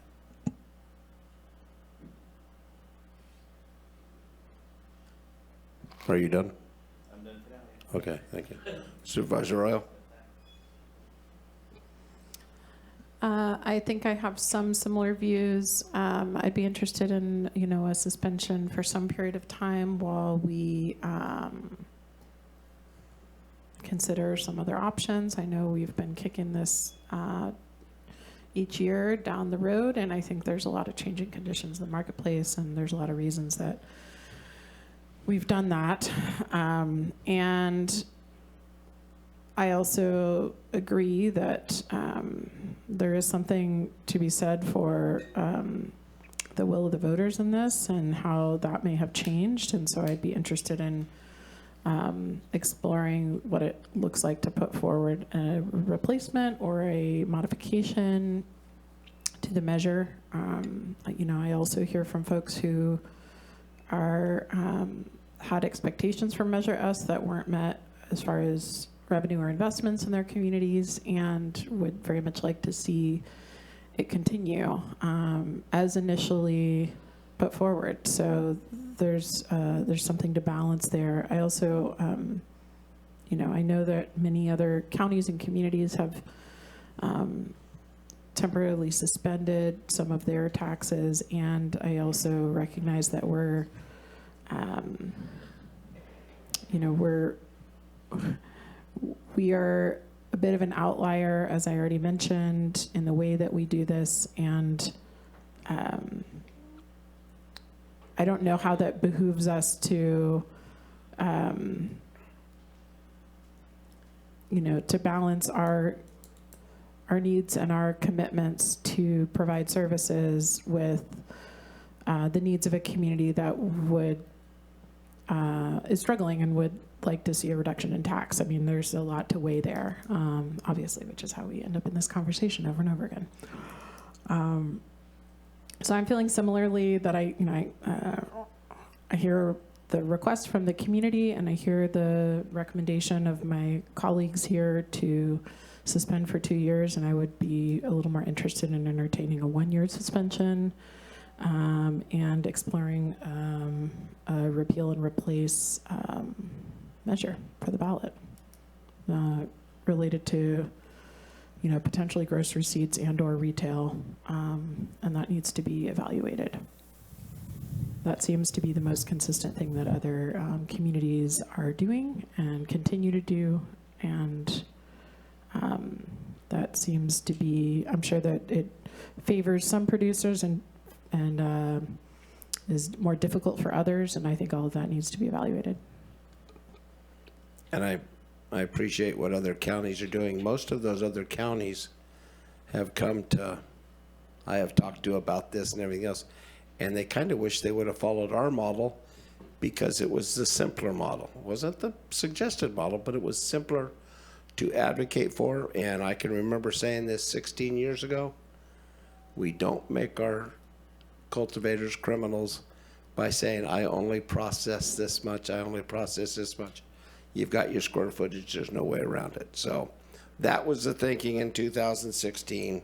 And I know Mendocino has struggled immensely, and they played their hand very poorly And they're, I don't know, I think they've only got 5 legal permit. They don't have very many permits, and for that reason. So I've been in touch with a cultivator down there quite a bit because he wants to know how we did it because they want to expand because I think they're capped at 10,000 feet. And we have mega corporate farms. We capped at 8 acres, 1 acre per 100 acres, I believe it was.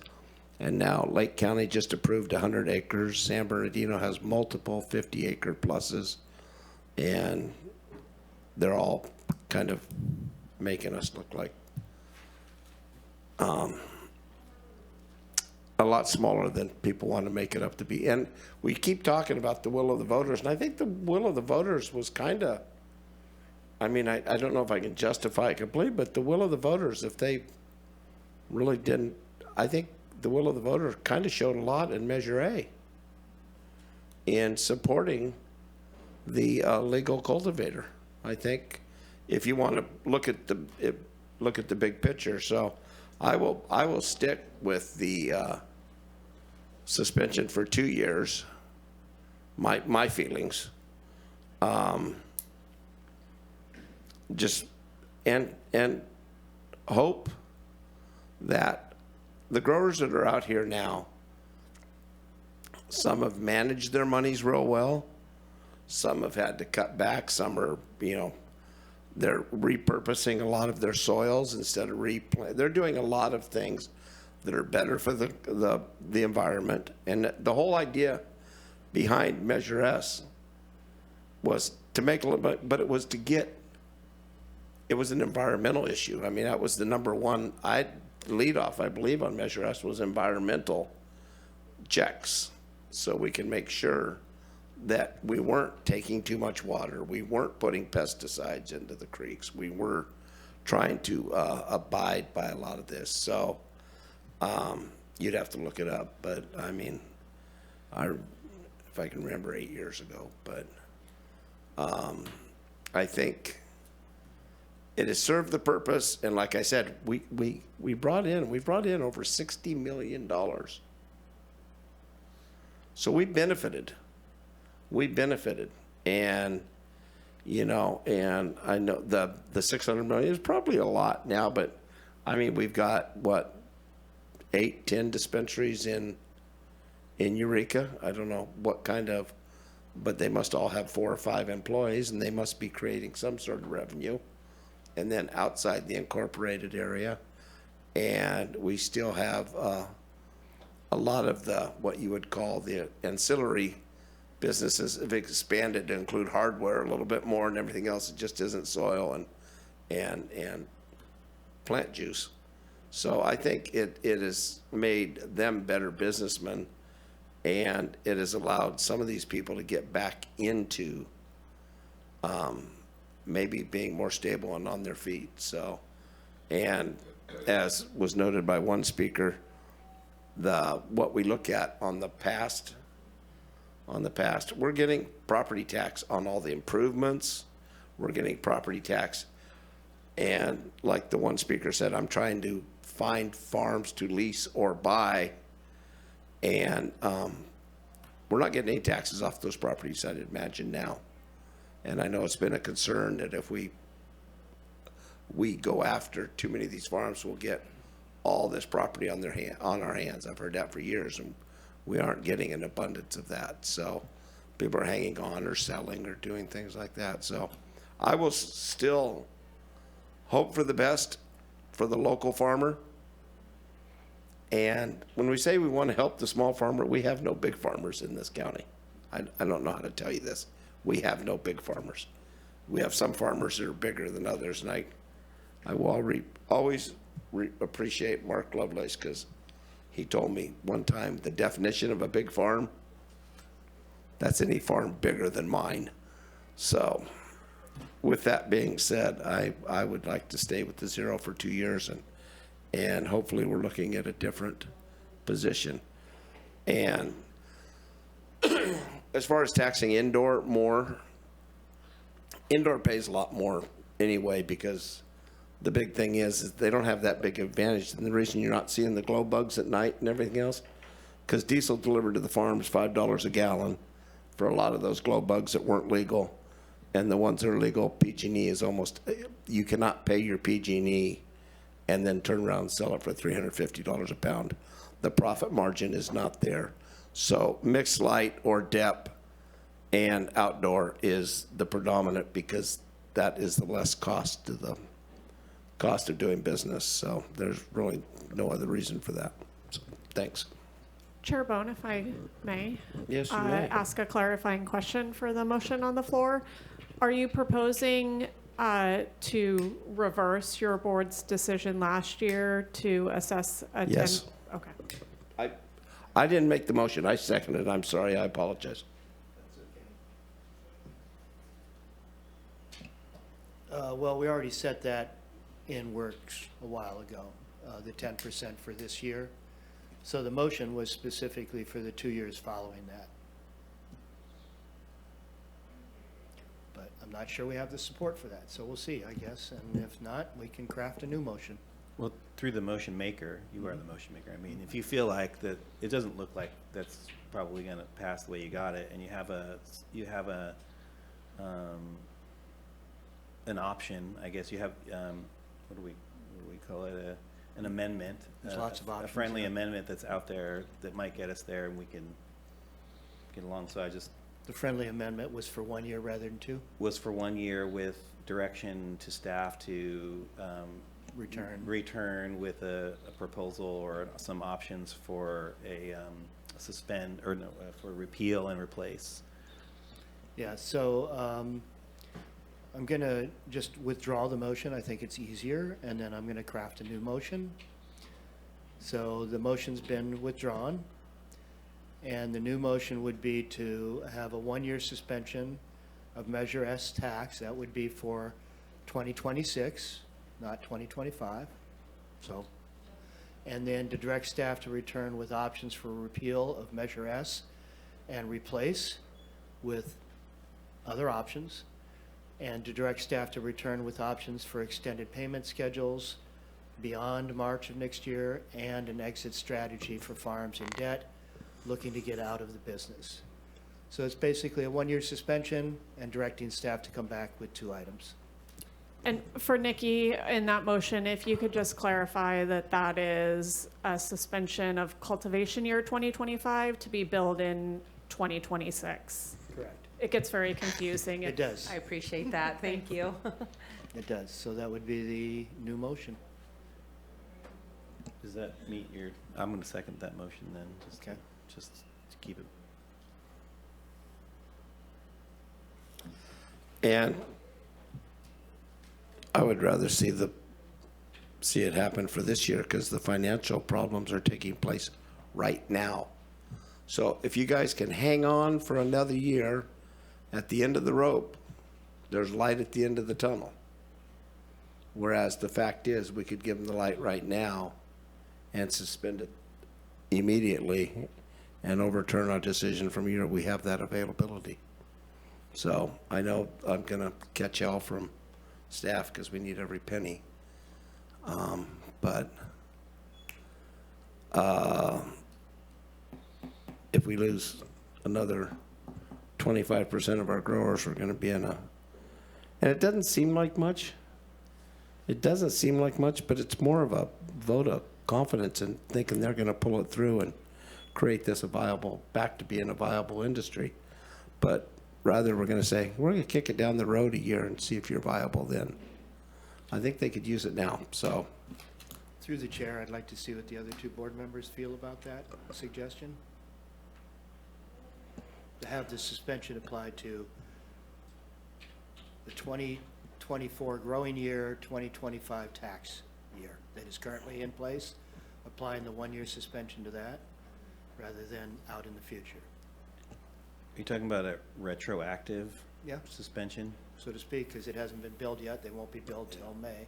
Is the current rate at the current rate's at 10%? It's not 10% plus the CPI? Yes. There it is. 13%. Yep.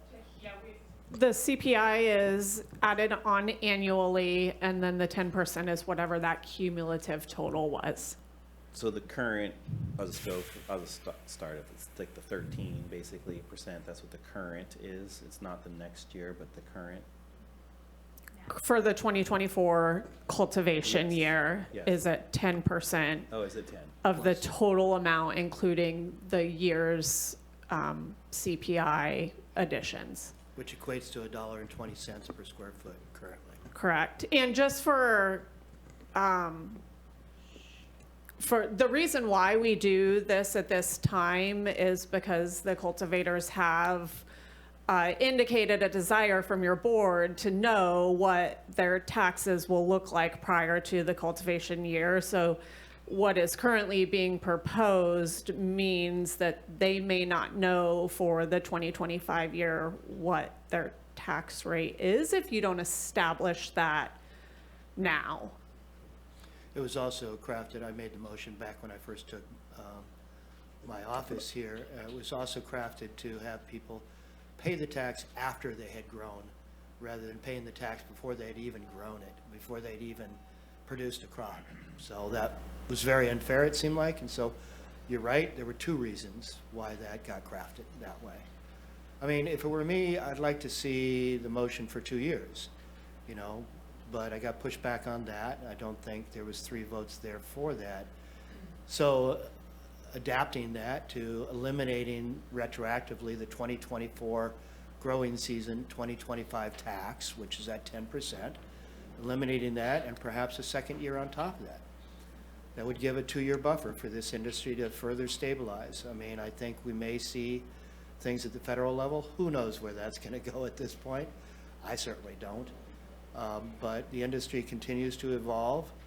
The customer continues to evolve. I wish they would recognize that what we produce here is the best on the planet, like it always was considered to be.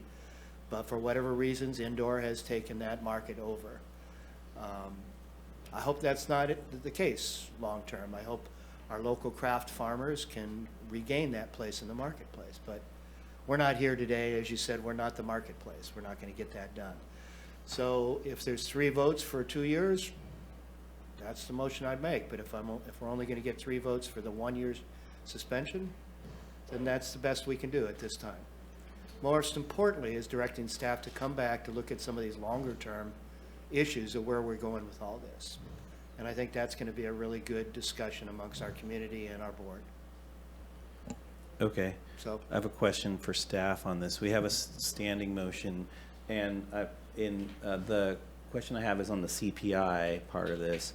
So this is why I'm asking this question. So last year's has a CPI on it now, right?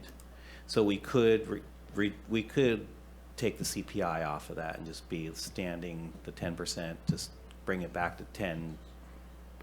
You know, yeah. Correct, yeah, as long as it's less than what the maximum tax rate is. Yeah. I think that if you want to, as a seconder, I would accept that in terms of just reducing it from the down to the original 10%. Does that make sense? For the last year.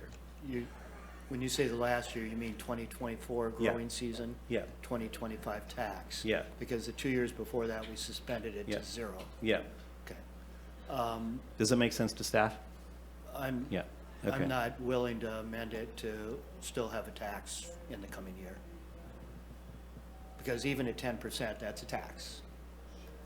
10%. Well, then I'm going to keep the motion as it is, I guess. I mean, Right. I'm actually saying a cut from last year, so. Well, 3%. to be clear, the Yeah. motion that I've Not made significant. eliminates the tax of 10% at $1.20 that includes a CPI. That's on outdoor. So the motion I made eliminates the tax. The motion that you seconded eliminates the 2024 growing season 2025 tax. That was not the that was motion. made. That is not the motion you made. Well, it was that plus direct staff. It was just 2025, Supervisor Madrone. Yeah. I believe my intent, so let's I- clarify the motion. My intent with the motion was to suspend the tax for 2024 growing season, which is a tax collected in 2025, to 0%.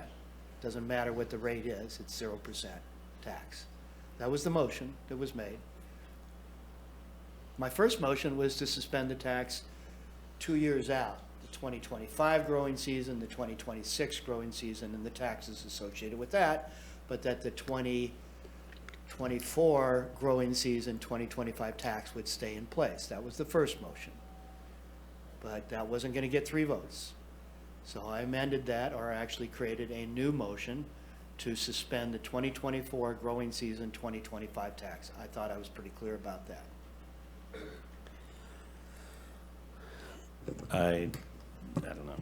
That's not how I understood it. I understood it was just, I'll just tell you what I understand, Supervisor Madrone, which is you made the motion for the next, which is not the recommendation, but which was an option in here, which was for the next 2 years to suspend the tax, which is actually I thought was being proposed by much of the public. And so Supervisor Arroyo said, hey, I'll do that for just 1 year if that's, and bring back something. And so I think that was the amendment that I proposed to you to make so that we could get to that. Mm-hmm. And what you're saying is now you want to go backwards. You want to go backwards a year on that and actually suspend the tax, taxes that currently being collected to be submitted. That is not what I understood in the motion to match what was being put out there as an option. So from my perspective, that's where we're at. We're at that compromise. What I'm hearing from you is you want to take it further. I don't know if we're gonna get there. So that I just think that I'm willing to make the motion for the compromise. I feel like we can get 3 votes on here. If you don't feel like that's what you want to do. Well, I'd like to hear from Supervisor Arroyo as well. Okay. I would too, but I'd like a point of clarification because we're talking about what the public was asking us. And so, Ross, were you planning the next 2 years and paying this year, or what? You got to come up here. I'm sorry.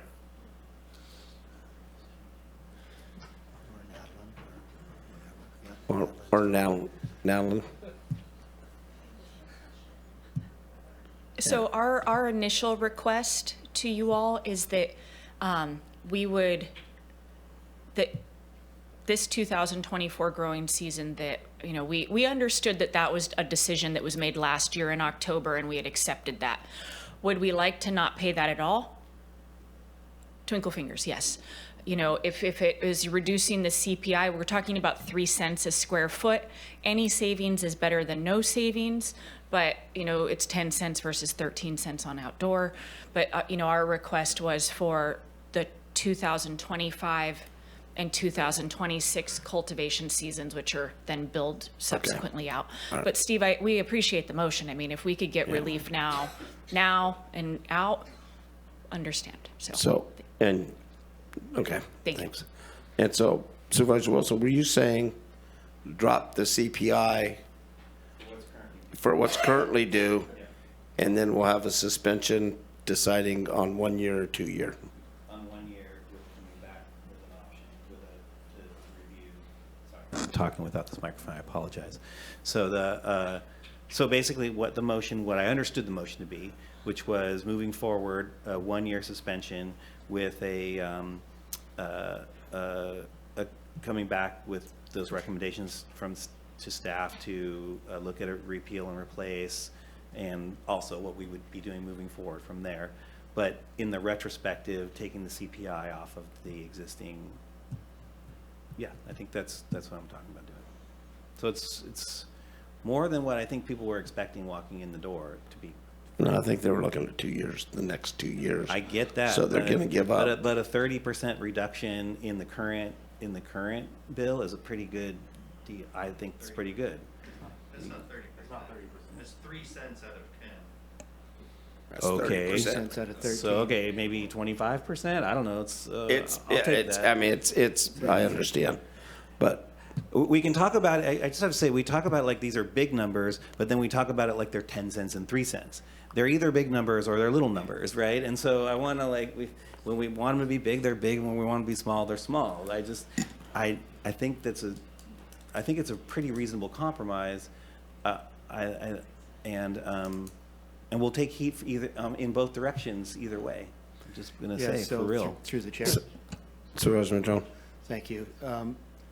So as was stated by Natalie, nobody was asking, at least that was her impression, and it certainly was my impression, that we weren't even discussing a forgiveness of the current growing season 2024 to be taxed in 2025. The first bills for that would go out in May of next year and then October. We weren't even talking about that. Everybody was talking about suspending the 2025 and 2026 growing seasons. That was my first motion.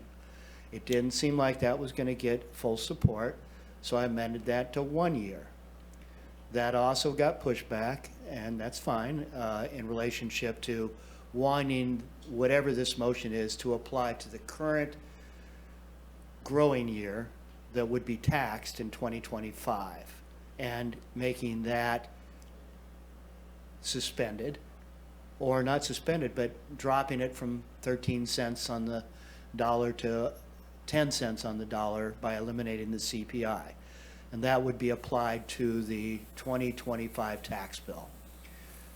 I'm interested in providing relief to this industry, and so therein lies the interest in having a suspension. If it's a 1-year suspension of the coming tax year, 2025, on the 2024 growing season, that's fine, but I'm not supportive of continuing the tax in the coming year or in the 2 years beyond that at the rates that we've already established. I'm trying to provide relief to the industry so that those that have invested their life savings have a chance to survive these transitions and actually come out still providing the community and the county with tremendous benefit.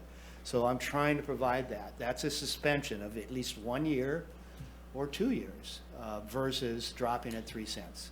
Okay, I suggest that we go with what is currently the motion, which is, I believe, and I think that we do the read back on this, it's basically suspension of the 25 tax with bringing back to staff all the things we talked about. I'm happy to do that. Let's keep that motion and move forward. Okay, so just to be clear, what the motion is and has been seconded would be to suspend the tax on the 2024 growing season. No, that is not that is not it. That is not what you said, and that's not what I seconded. I'm not clear why you keep going back to that. Because he does that all the time. It's because I have never stated a motion in support of taxing in 2026 or 2027. Because some people suggested it would be even better to deal with the 2025 tax on the 2024 growing season, I was willing to amend the motion so that it would be a suspension of the tax on that year. But you're wanting to put a 10-cent tax on, eliminating the CPI, and I'm not supportive of that, and I'm not going to amend the motion to include that. So we're at a stalemate, perhaps, as you being the seconder. Supervisor Arroyo.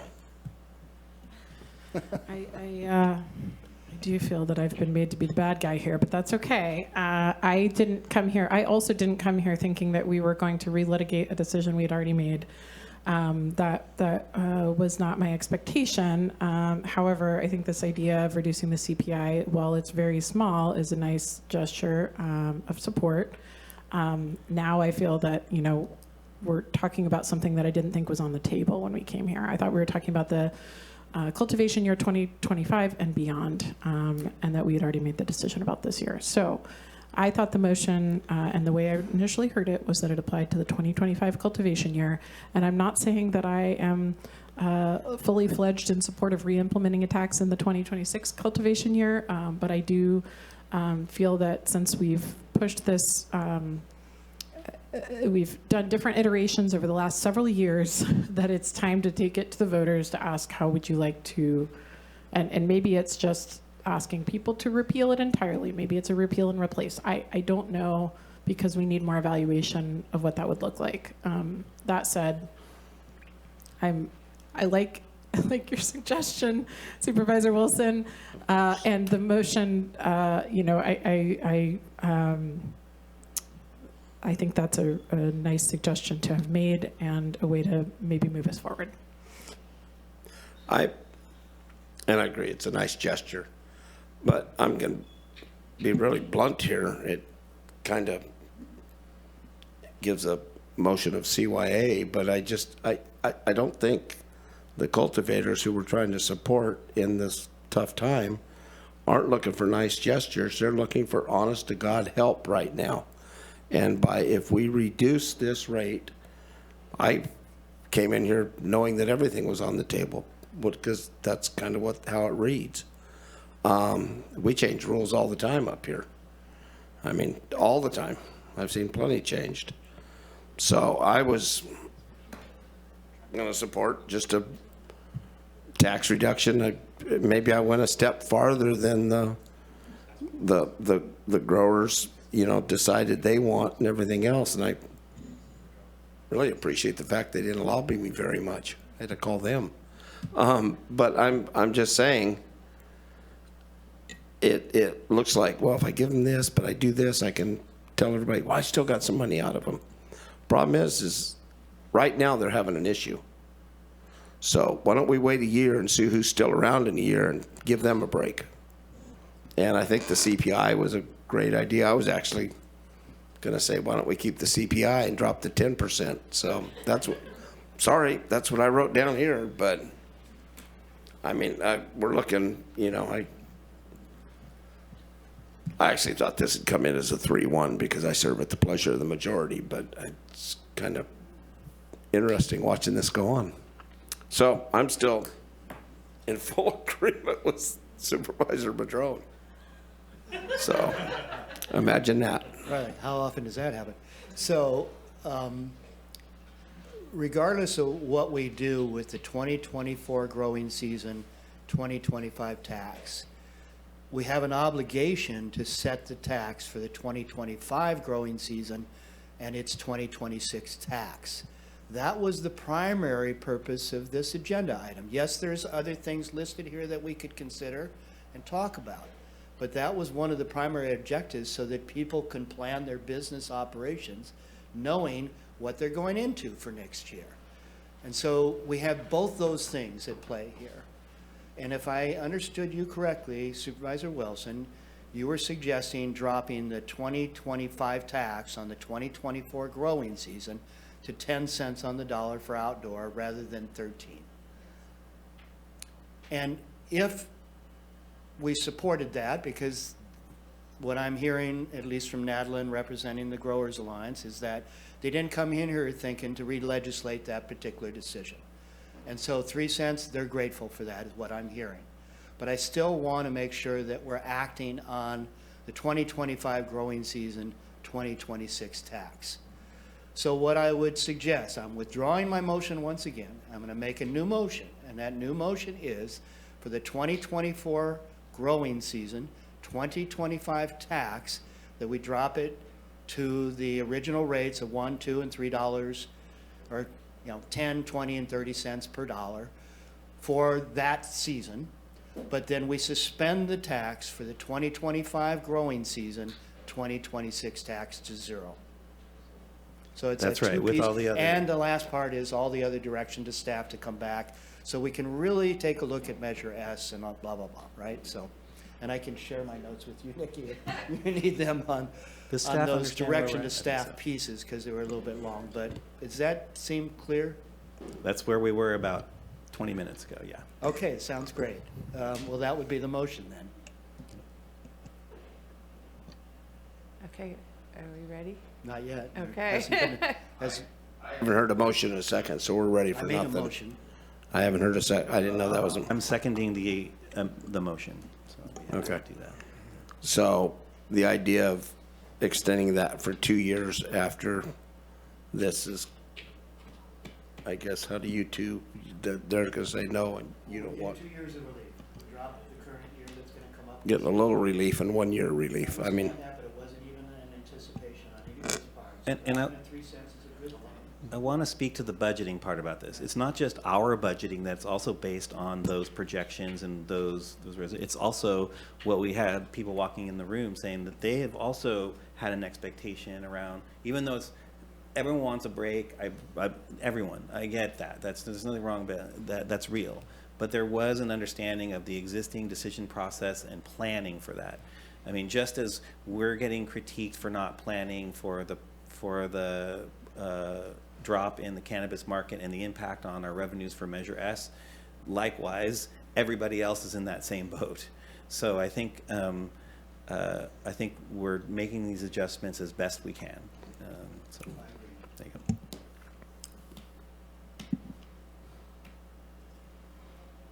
So I heard you correctly, you did second the motion. Yep, again. He did. Do you want to talk about it for another 20 minutes and do another motion? Well,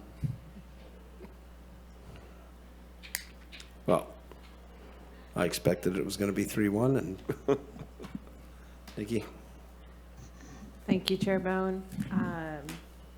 Sorry, my buttons aren't working here. Supervisor Arroyo? Yes. Supervisor Madrone? Yes. Supervisor Wilson? Yes. Chair Bohn? Nope. Thank you. Thank you all. Motion carries 3-1 with Supervisor Bushnell abstaining. Okay, back.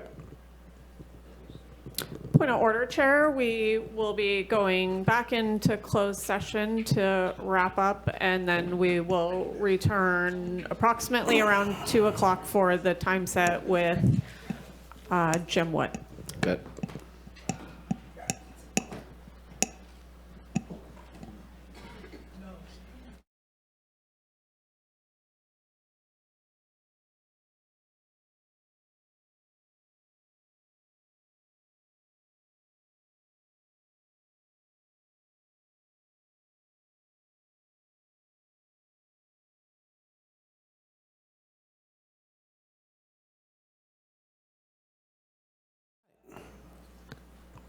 Is Jim Wood here? Oh, there he is. Oh, you want to report out? Thank you, Chair Bohn. There was no reportable action taken with regard to items F1 and F2. With regard to items F3 and F4, the board voted unanimously to authorize the risk manager to enter into agreements with the Mitchell Law Firm for defense of the cases of NB versus County of Humboldt County Superior Court case number CV 2402029 and SN et al. Versus State of California et al., Humboldt County Superior Court case number CV 2401970. Thank you. Mr. Woods, you're quitting us. Tell us all about it. Well, thank you very much, Mr. Chair, for the opportunity to be here with you this afternoon. Just wanted to give you an update on my final year in the legislature and some parting words as I leave. I'm just wrapping up 10 years of service in the legislature and not going to retire. I'm not sure exactly what I'm going to do here, but I'm not going to just sit on my back porch. But I have been reflecting on my time spent in the legislature and my colleagues in the Assembly and the Senate, constituents working with local governments such as yourselves, and organizations working with 2 different administrations and two very different governors, understanding how it works, the benefits, the frustrations, and the challenges. So making things happen, beginning from the grassroots level to the governor's desk, is a long and winding road. I've had the opportunity to serve on many of the committees that affect this district: agriculture, budget, natural resources, water, parks and wildlife, insurance, and of course as the health committee chair for 8 years. During the most recent legislative session, I successfully authored legislation on some issues that I think are significant for the district. The first being the ability to achieve a pathway for small rural district and distress hospitals to extend the seismic compliance deadline by up to 5 years, as long as they have a plan in place. This is something I worked on for 3 years and finally got it across the line with the governor's signature this year. Renewing exemptions for timber harvest plans, expanding them in order to meet the annual goal of treating 500,000 acres for wildfire resilience. Ensuring that the state is addressing and restoring sites that have been environmentally harmed by Elizabeth illicit cannabis grows. I don't know who Elizabeth is, but illicit, yeah, somewhere. Helping our rural communities better participate in implementing and achieving organic waste diversion objectives. This always involved helping the state understand the difference between urban communities and rural communities, something that I spent practically every day of the last 10 years trying to remind people of. And that it's very different for us, and we need flexibility, among other things. Oftentimes we need technical assistance, but what we really need is flexibility. A bill that we did to allow the Attorney General to penalize distributors of illegal tobacco products and manufacturers that falsely certify their products are unflavored, including the ability to confiscate those illegal products. And establishing requirements for utilities with severe backlogs of customers waiting for power, and requiring those utilities to better communicate to local governments about the status or the delays, and require the CPUC to establish some long-term expectations. We only have one utility here in this county, so I think you know who I'm talking about. And we did, which may seem like a silly exercise, but we felt it was important. We added the Dungeness crab as the official crustacean of California to recognize the importance of the crab fishing industry and its contribution to North Coast economies. Although it's delayed again this year. So this district is one of the largest and most diverse in the state. It's larger than at least 5 states in this country. It's a little bit challenging to negotiate, although I will say the travel this last couple of days for me has been pretty easy by standards, but it is a very large district. I'd like to take a few minutes to share, to talk about the critically important work that you all do and why it's so important that you connect early with your district representatives to communicate your priorities, and specifically what you need from the legislature sooner rather than later. Obviously, we know we have a state senator who's not going anywhere for a couple of years, Senator McGuire, and he occupies a very prominent position as the president of the Senate. And then we have a new assembly member coming. I don't know that the election has officially been called yet, but I expect that it will be Mr. Rogers, not the guy with the sweater, but a younger guy, Chris Rogers, from the Santa Rosa area. And I know that he will work hard to serve the district here. We know that budget this coming year could be as bad as last, maybe a little bit better, but it's not going to be a good budget. And so as you start looking for things that you need as a county, we were not able this year to get any district asks of resources. And the year before, we were able to get one-time resources. So don't expect that we'll be finding pockets of money anywhere. So that being said, focusing on those kinds of things that don't require resources, legislative fixes and things that could be helpful for you. So begin to identify those as early as you can, and hopefully get those assembled before too long. I think you are a seasoned board here, so you know the legislative some of you are more seasoned than others. But I didn't know. No. So it's getting information as early as possible to the legislators is really important, as the deadlines for introduction of bills are the middle of February, and after you get in too late, it's too late. Although sometimes we can sneak things in, it's a lot harder to do. So be prepared to give the lay of the land to the legislator, as we have a new one coming in, and I know he will be all ears. Finding the best spokesman for issues. I know in the past, I can't even remember how many times Supervisor Bohn has testified before the legislature, and has been a fabulous spokesman for this county. I mentioned that earlier. You're on the committee for cannabis. Yeah. 8 years ago this week. 8 years ago. Right after the legalization. 8 years ago, that's right. Be open to your legislators' efforts to work with state departments. A lot of the work we do is with state departments.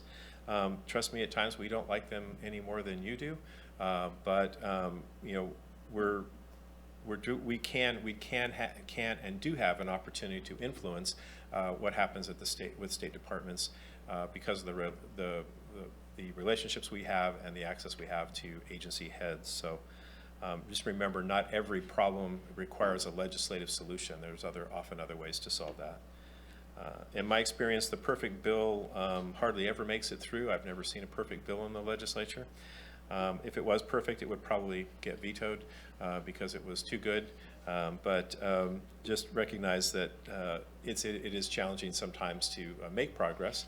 If you have an initiative, don't despair if you don't get everything you want. Take what you can, get it in statute, and then build upon it in the future. It is so difficult to go back and start over and over again from the beginning.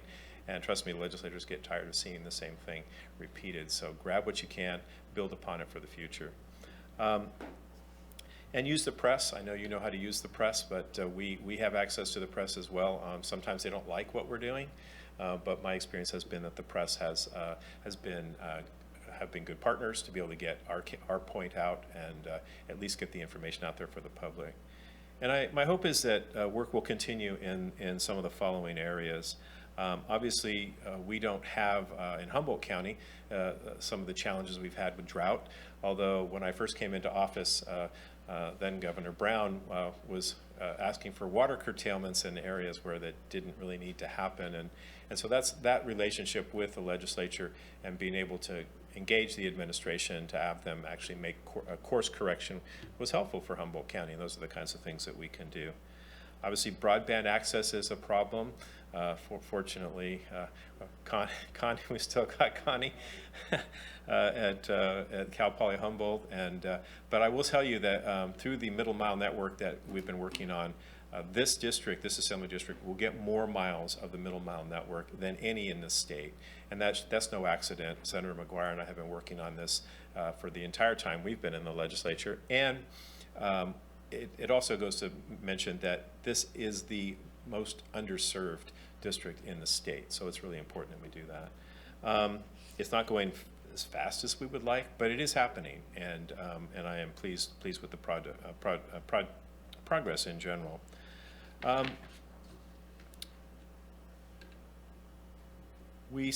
I said, we successfully provided a pathways for small and rural hospitals regarding the seismic issue, which will help Mad River in particular, and the critical access hospitals that are not affiliated with a larger hospital system. So Redwood and Fortuna is affiliated with Providence, so they don't qualify for some of that. But there are a number of unaffiliated hospitals that can really benefit from this. So the costs for retrofit are really, really significant, and really do potentially affect the viability of hospitals providing services. And when a hospital closes, it's a real problem for the community, for the patients, and those folks who work there. They're often one of the larger employers. So remain closely involved with PG&E. That's pretty hard to not on the capacity issues, especially here in Humboldt County, until we can ensure that they can actually promise power at a date certain. It's going to take diligence, and my hope is that because of the legislation we did a year and a half ago now, that there will be more communication so that they understand what you have coming, you understand what the constraints potentially are, and that we avoid potentially some of these unforeseen experiences with people trying to connect to power. I know that we have been involved with the offshore wind potential projects here. We'll see. My hope is that those will continue with the current administration, the new administration coming in. But it is, I think it's an important project, and just hoping that the board continues to stay engaged, that all the stakeholders involved continue to stay engaged, which is a real opportunity, I believe, for this county in the long run, and something that I will have a continued interest in watching and hopefully supporting in other ways maybe at some point. But I think it's important for us. It's a critical piece of energy infrastructure that I think has great potential. In closing, I just want to wish you all well and thank you for your partnership in my decade in the legislature. This is actually, I'm finishing up 22 years of public service going back to my local government days. So it's been an honor to have this position and work with Senator McGuire, who I worked with locally as a city council member in Healdsburg. So we go back 20 years together. And it's truly been an honor, and I want to thank you for everything you do at the local level and what you mean for your constituents, and thank you for the opportunity to work with you in Sacramento. Okay. Supervisor Bushnell.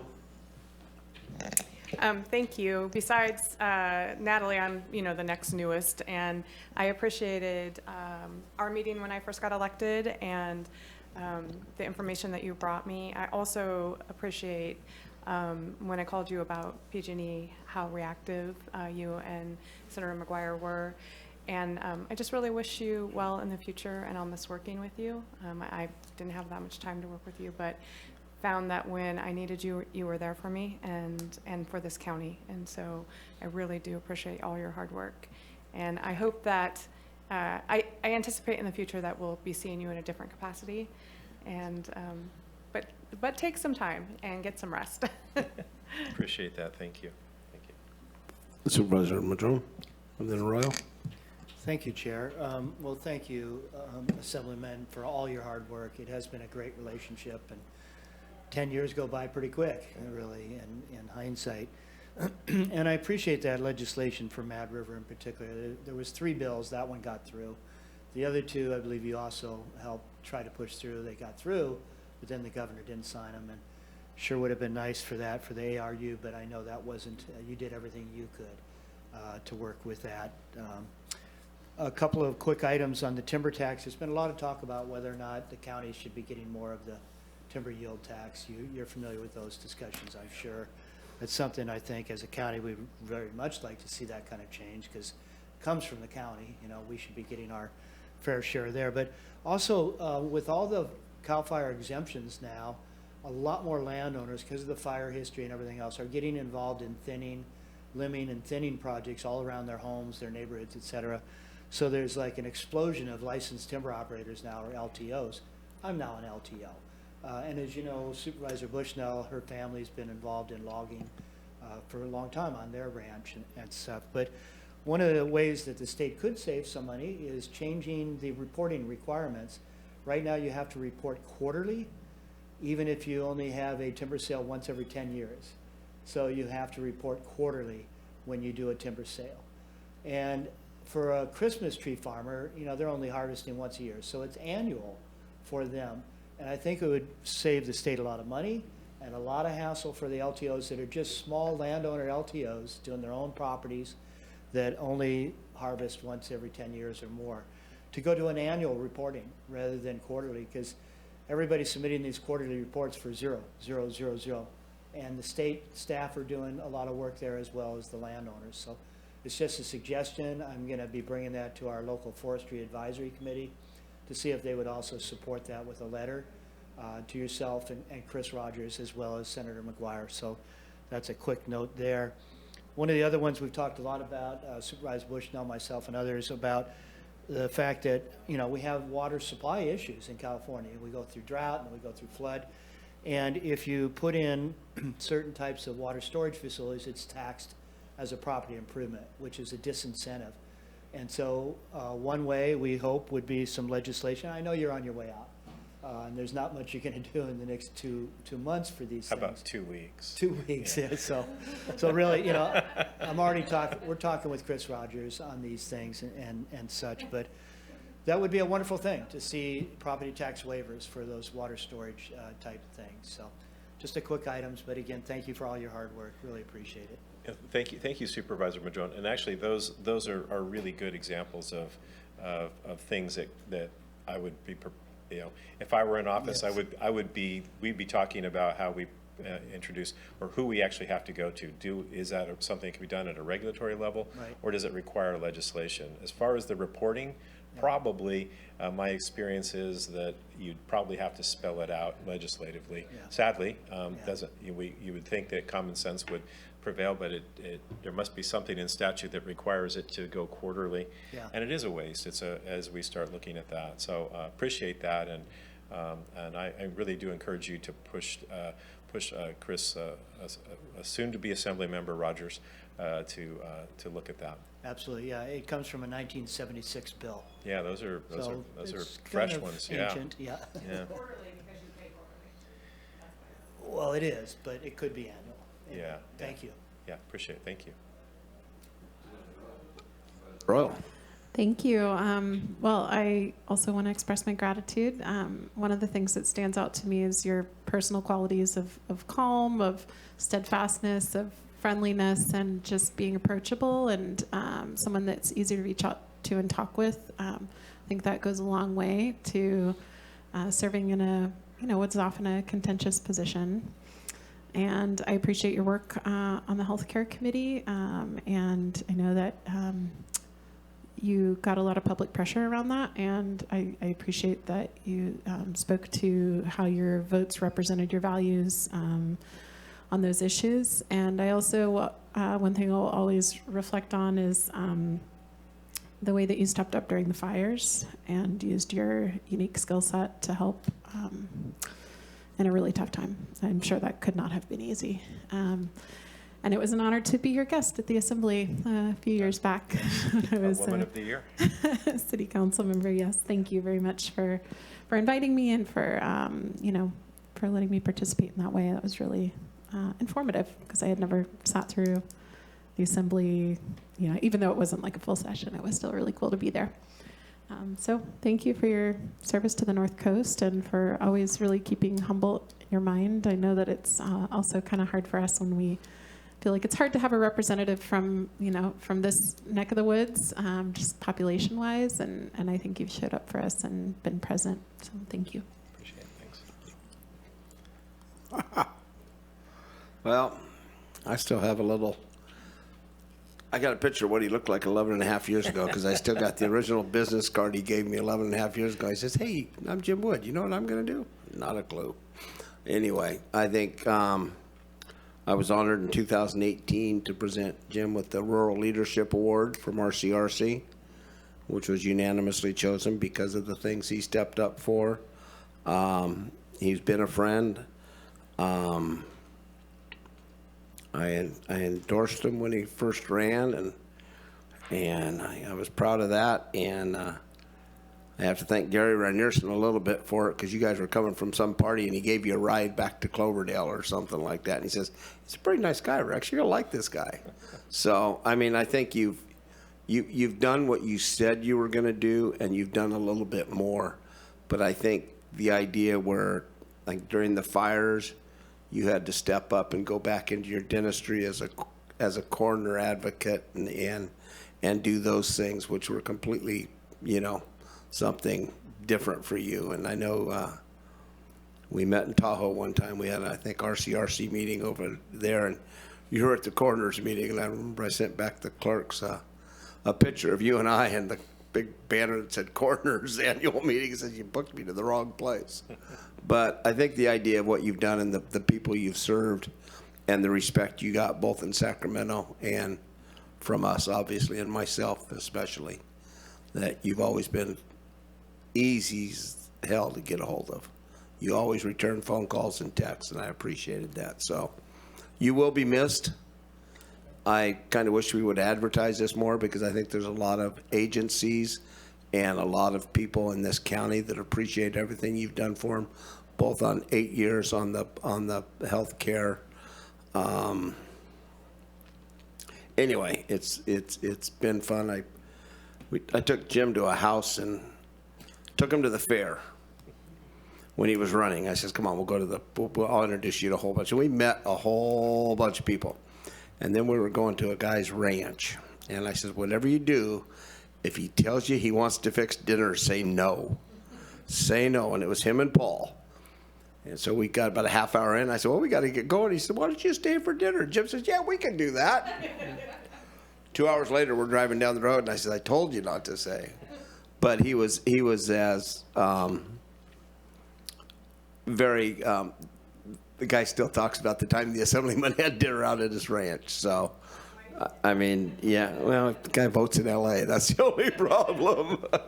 But anyway, Jim, we're gonna miss you. I know I'll still see you down in Healdsburg, and stop in when I drive through and give a holler and stuff like that. And like I think everybody said, you're just going another path. You're not getting off the path completely. So, because you got a lot of stuff to still present. So, and I go ahead. Well, just thank you. I appreciate that. You know, when I approached this job, any of the legislation that we've ever worked on was always about what are the needs of the district. And everything we did was always about, if it's good for the district, it's going to be good for the greater part of California as well. And that was how we lived. That's how we did it. And I appreciate your mention about RCRC. This is one of the largest districts in the state, or 27 of my colleagues represent LA County. I represent 5 counties, and the challenges are different, and it's a very different environment. And they're all RCRC members. The LA counties are RCRC? No. Okay. All the ones you represent. All the ones you represent. All the counties we represent are RCRC, and so you know it's always about, and this is what I'll continue to impress upon Chris Rogers is it is always about the fact that the needs. A one-size-fits-all approach usually hurt us in rural California. They don't usually work, and so just give us the flexibility, give us the opportunity to do what we need to be able to do, and sometimes give us a technical assistance so that we aren't, the disenfranchised because we don't have the capacity to actually comply with things when we want to do it as well. So I hope that he will continue that mantra of being there, and that some of my best success has been working across the aisle with people who I don't agree with on other policy issues, but we agree on the issues that are important to the constituents that we serve in our rural communities.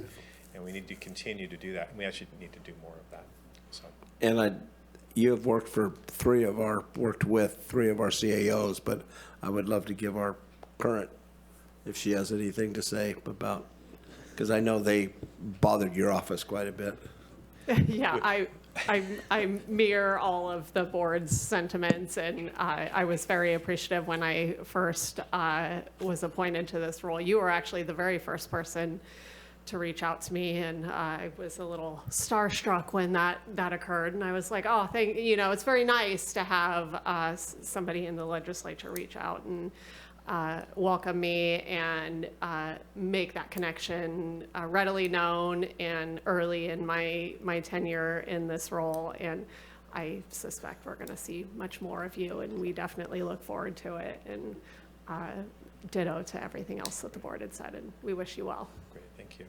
And I imagine you're heading south now. I'm headed home. Good. So, What? Oh, him? Oh, okay. Get up here. Get up here. You can come up here, yeah. Yeah. You could be. Okay, we'll make 2 layers. It was going to just be weird.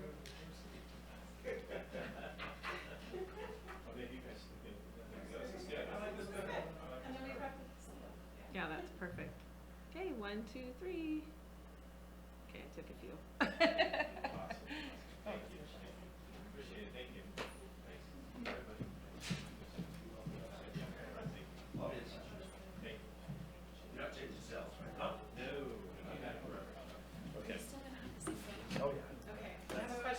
I've had 20 years. Public comment? And he's gone. I'll make a motion to accept the file. I'll second. Okay, I know this is going to be a hard one, but Chair Bohn. Supervisor Wilson, oh, sorry, he's gone. Supervisor Arroyo? Yes. Supervisor Madrone? Sure. And Supervisor Bushnell? Yes. Thank you.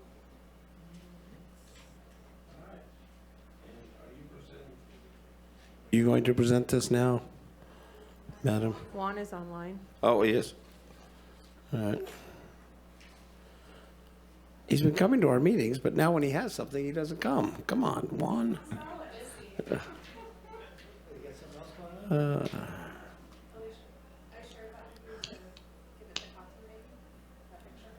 Juan?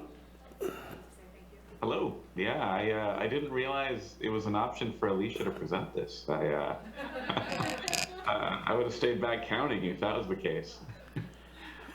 This is a pretty straightforward one for y'all. Part of your jobs as supervisors is that you supervise, or you're the supervising authorities for our special districts. Prior to each election, we announce that that certain seats are up for these special districts.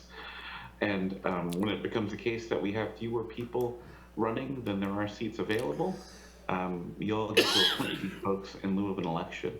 In addition to that, we'll seek out recommendations from these districts to fill out their boards. And so I come before you with the slate that you're probably used to getting every election cycle. There's a couple of nuances this time. We have two districts that are doing things a little different. Garberville Sanitation District has recommended a candidate that would otherwise not be qualified due to living just outside of the district. This would just be an out-of-district appointment, which your board has made previously, so not that strange, and most likely heading towards a more usual state of affairs as we have a harder and harder time filling these districts. The other unique district is the Resort Improvement District number 1, who has opted to let you all decide who their folks are going to be. They've submitted candidates without recommendations, so it is up to the board to decide who they would like to appoint, if anyone. Thank you, sir.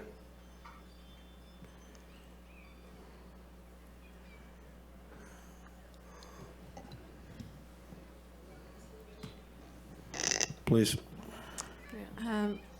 I found attachment 1 only just a little confusing. So it looked like the out of district in some instances are recommended, but in others are not, or not. Could you speak to what not qualified means? It just means that they're from the out of the district. It is not something outside of your ability to appoint, and so you are able to appoint these folks even though they're out of the district. As we're going through, you're basically getting a sneak peek at the list we use on the back end as we're getting our paperwork together. This tells us that these folks wouldn't be eligible for running, and so you would never see these folks on a ballot. However, when districts are having a hard time filling boards, sometimes they need to go outside of the district in order to fill those boards. And so we denote those folks that are out of district. Okay, I think I'm looking at one in particular that that also said not qualified. So there were some that just said out of district, but one that said not qualified. Is that recommended to not be advanced? Give me a quick second. I think there's two sheets. The first is just a reference guide for us that kind of explains how the election went in terms of folks that filed for office.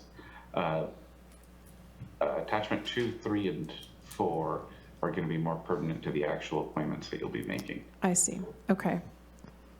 So the recommendation on one of them, well, it's for Bryceland Community Services District. It's Joaquin Cordemanch. Just said not recommended. So I wanted to make sure we're clear on that. Because he's out of district. Yeah, that is correct. Okay. Yeah, he was on there previously. Great. Yeah. Thank you. That clarifies it.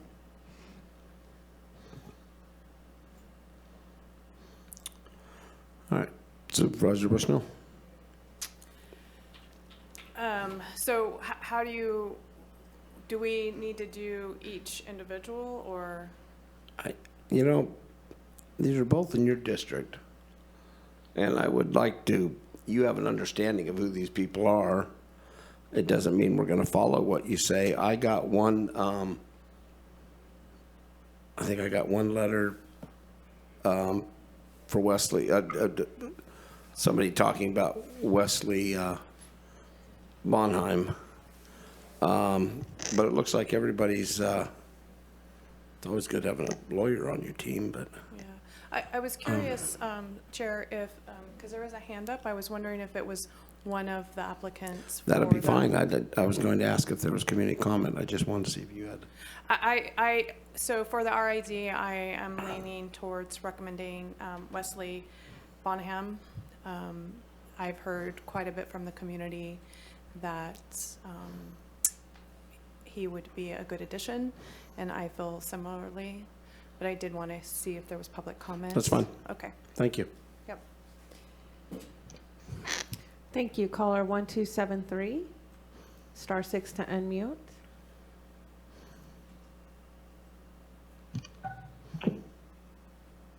Hello, this is Wesley Bonham. Hello.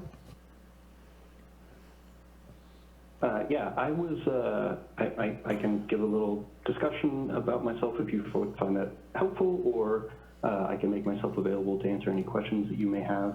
But I did want to call in and introduce myself. I appreciate that. And well, if you'd stay on the line, we'll bring it back. And then if we have any questions, we'll take it to you. I'm not as bold to say I see as consensus as others, so let me bring it back and see if there's any other input. Did we do public comment, or? I mean, there's no other hands up, right? Okay, just wanted to make sure. And seeing no public comment out there. Okay. So first of all, I wanted to thank all the applicants for applying for this position. The RID has gone through, some changes lately with a new ED, and then also some change in their board, and have had some resignations and some new board members come on. And so I just really want to say thank you to everybody that has participated, and to the RID district in the Shelter Cove area. They're unique in that they're I think one of only in California that runs a resort improvement district, which works very well out there. It's its own community for sure. I enjoy Shelter Cove. Took the CAO out there. I think she enjoyed it as well. And so with that being said, though, if we wanted to do this in motions of areas, I would make a motion to appoint Wesley Bonham to the RID board. And thanks also for being on the line. I'll second that for discussion. Supervisor Arroyo? I just wanted to note, I don't know that it was clear that there's 7 districts. It's not just the 2. Those were just called out specially. So Yeah, I was going to do them in, I thought we could do them in by district? area. Well, because how do you make it?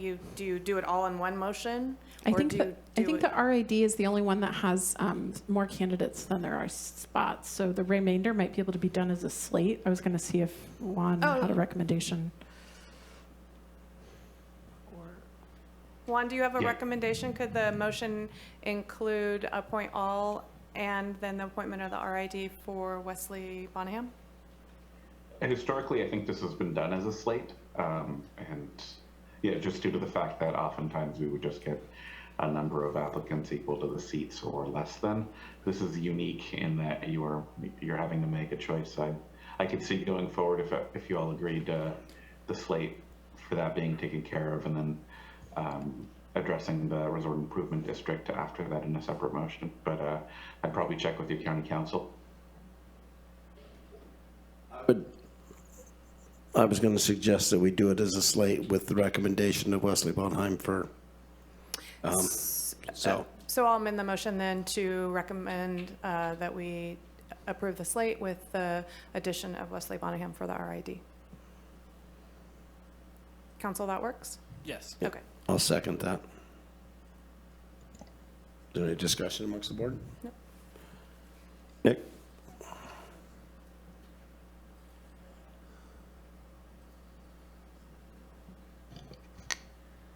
Okay, thank you. Supervisor Arroyo? Yes. Supervisor Bushnell? Yes. Supervisor Chair Bohn, sorry. Yep. And Supervisor Madrone? Yes. Thank you. Motion carries. Thank you also, Juan, for being here. All right. And Mr. Bonham, thank you for serving. All right. I'll bring it back. Thank you very much. You betcha. Got non-agenda. Public comment on non-agenda Yeah, items, I'm Chair? going to do public comment on non-agenda items.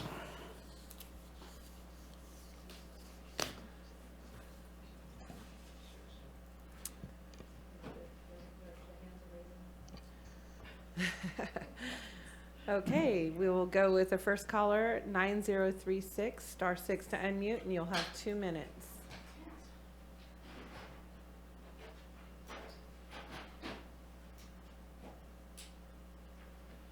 Hi, this has been a really long meeting, and I know you all are really tired, but we have an emergency situation here. I'm calling about Yeehaw.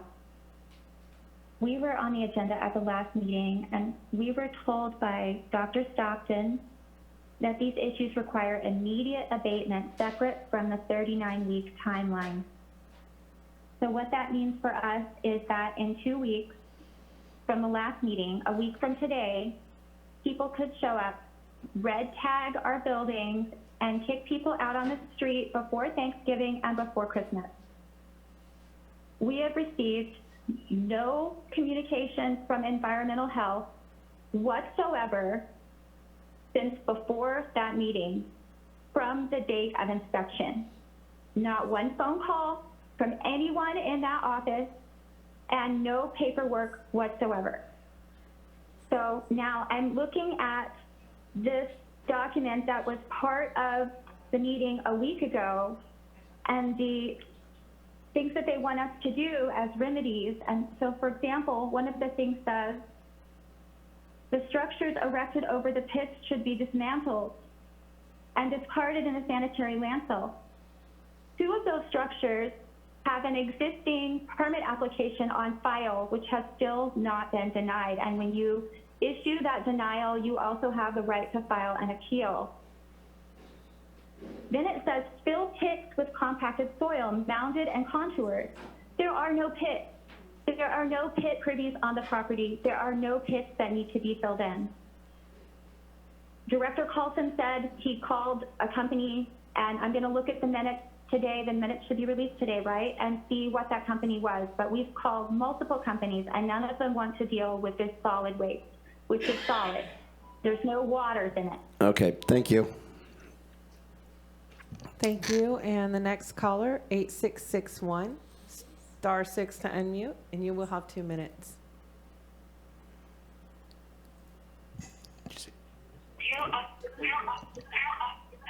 Hi. I would like to call attention to what's going on right now at the Mercer Fraser Rock Quarry in Trinidad. Last week, some neighbors started smelling a strong manure-like odor coming from the quarry. And from the gate, you can see what appears to be like cow manure or a manure-like substance intentionally placed around their newly constructed water runoff drainage basin. Additionally, this manure-like substance is covered in green microplastic shavings. Appears to be an immediate health and safety hazard to the citizens and visitors of Trinidad downstream from Mill Creek. Let me just make note of the fact that cow manure does not usually have microplastics in it. Just ask any cattle rancher. This leads me to believe it is solid municipal waste coming from the Arcata Eureka wastewater facilities, or one or the other. The water and air quality management districts will be notified of this, and I urge the board to take action on this urgent public health matter. Rex Bohn himself said last week at the meeting, we need to come together as a board and set precedent that it's not just certain parts of the environment we've got to protect. We've got to protect all parts of the environment. We can't cherry pick.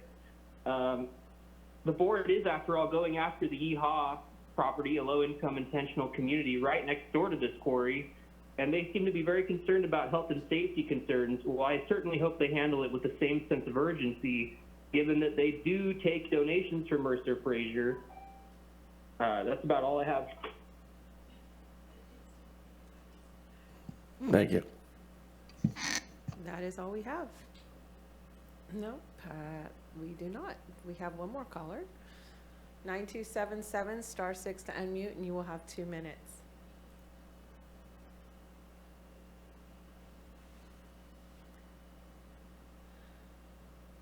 Hi. I had publicly commented last week about the issue of composting toilets and the permitting of that. I would like to note that I have followed up on this issue and showing good faith in trying to get compliance for this issue. I would like to also point out that I felt like during this meeting that we were presented with information about options that there are as far as the composting toilets, as such as in section 615-3 of the waterless system code. That it could be for a research study project.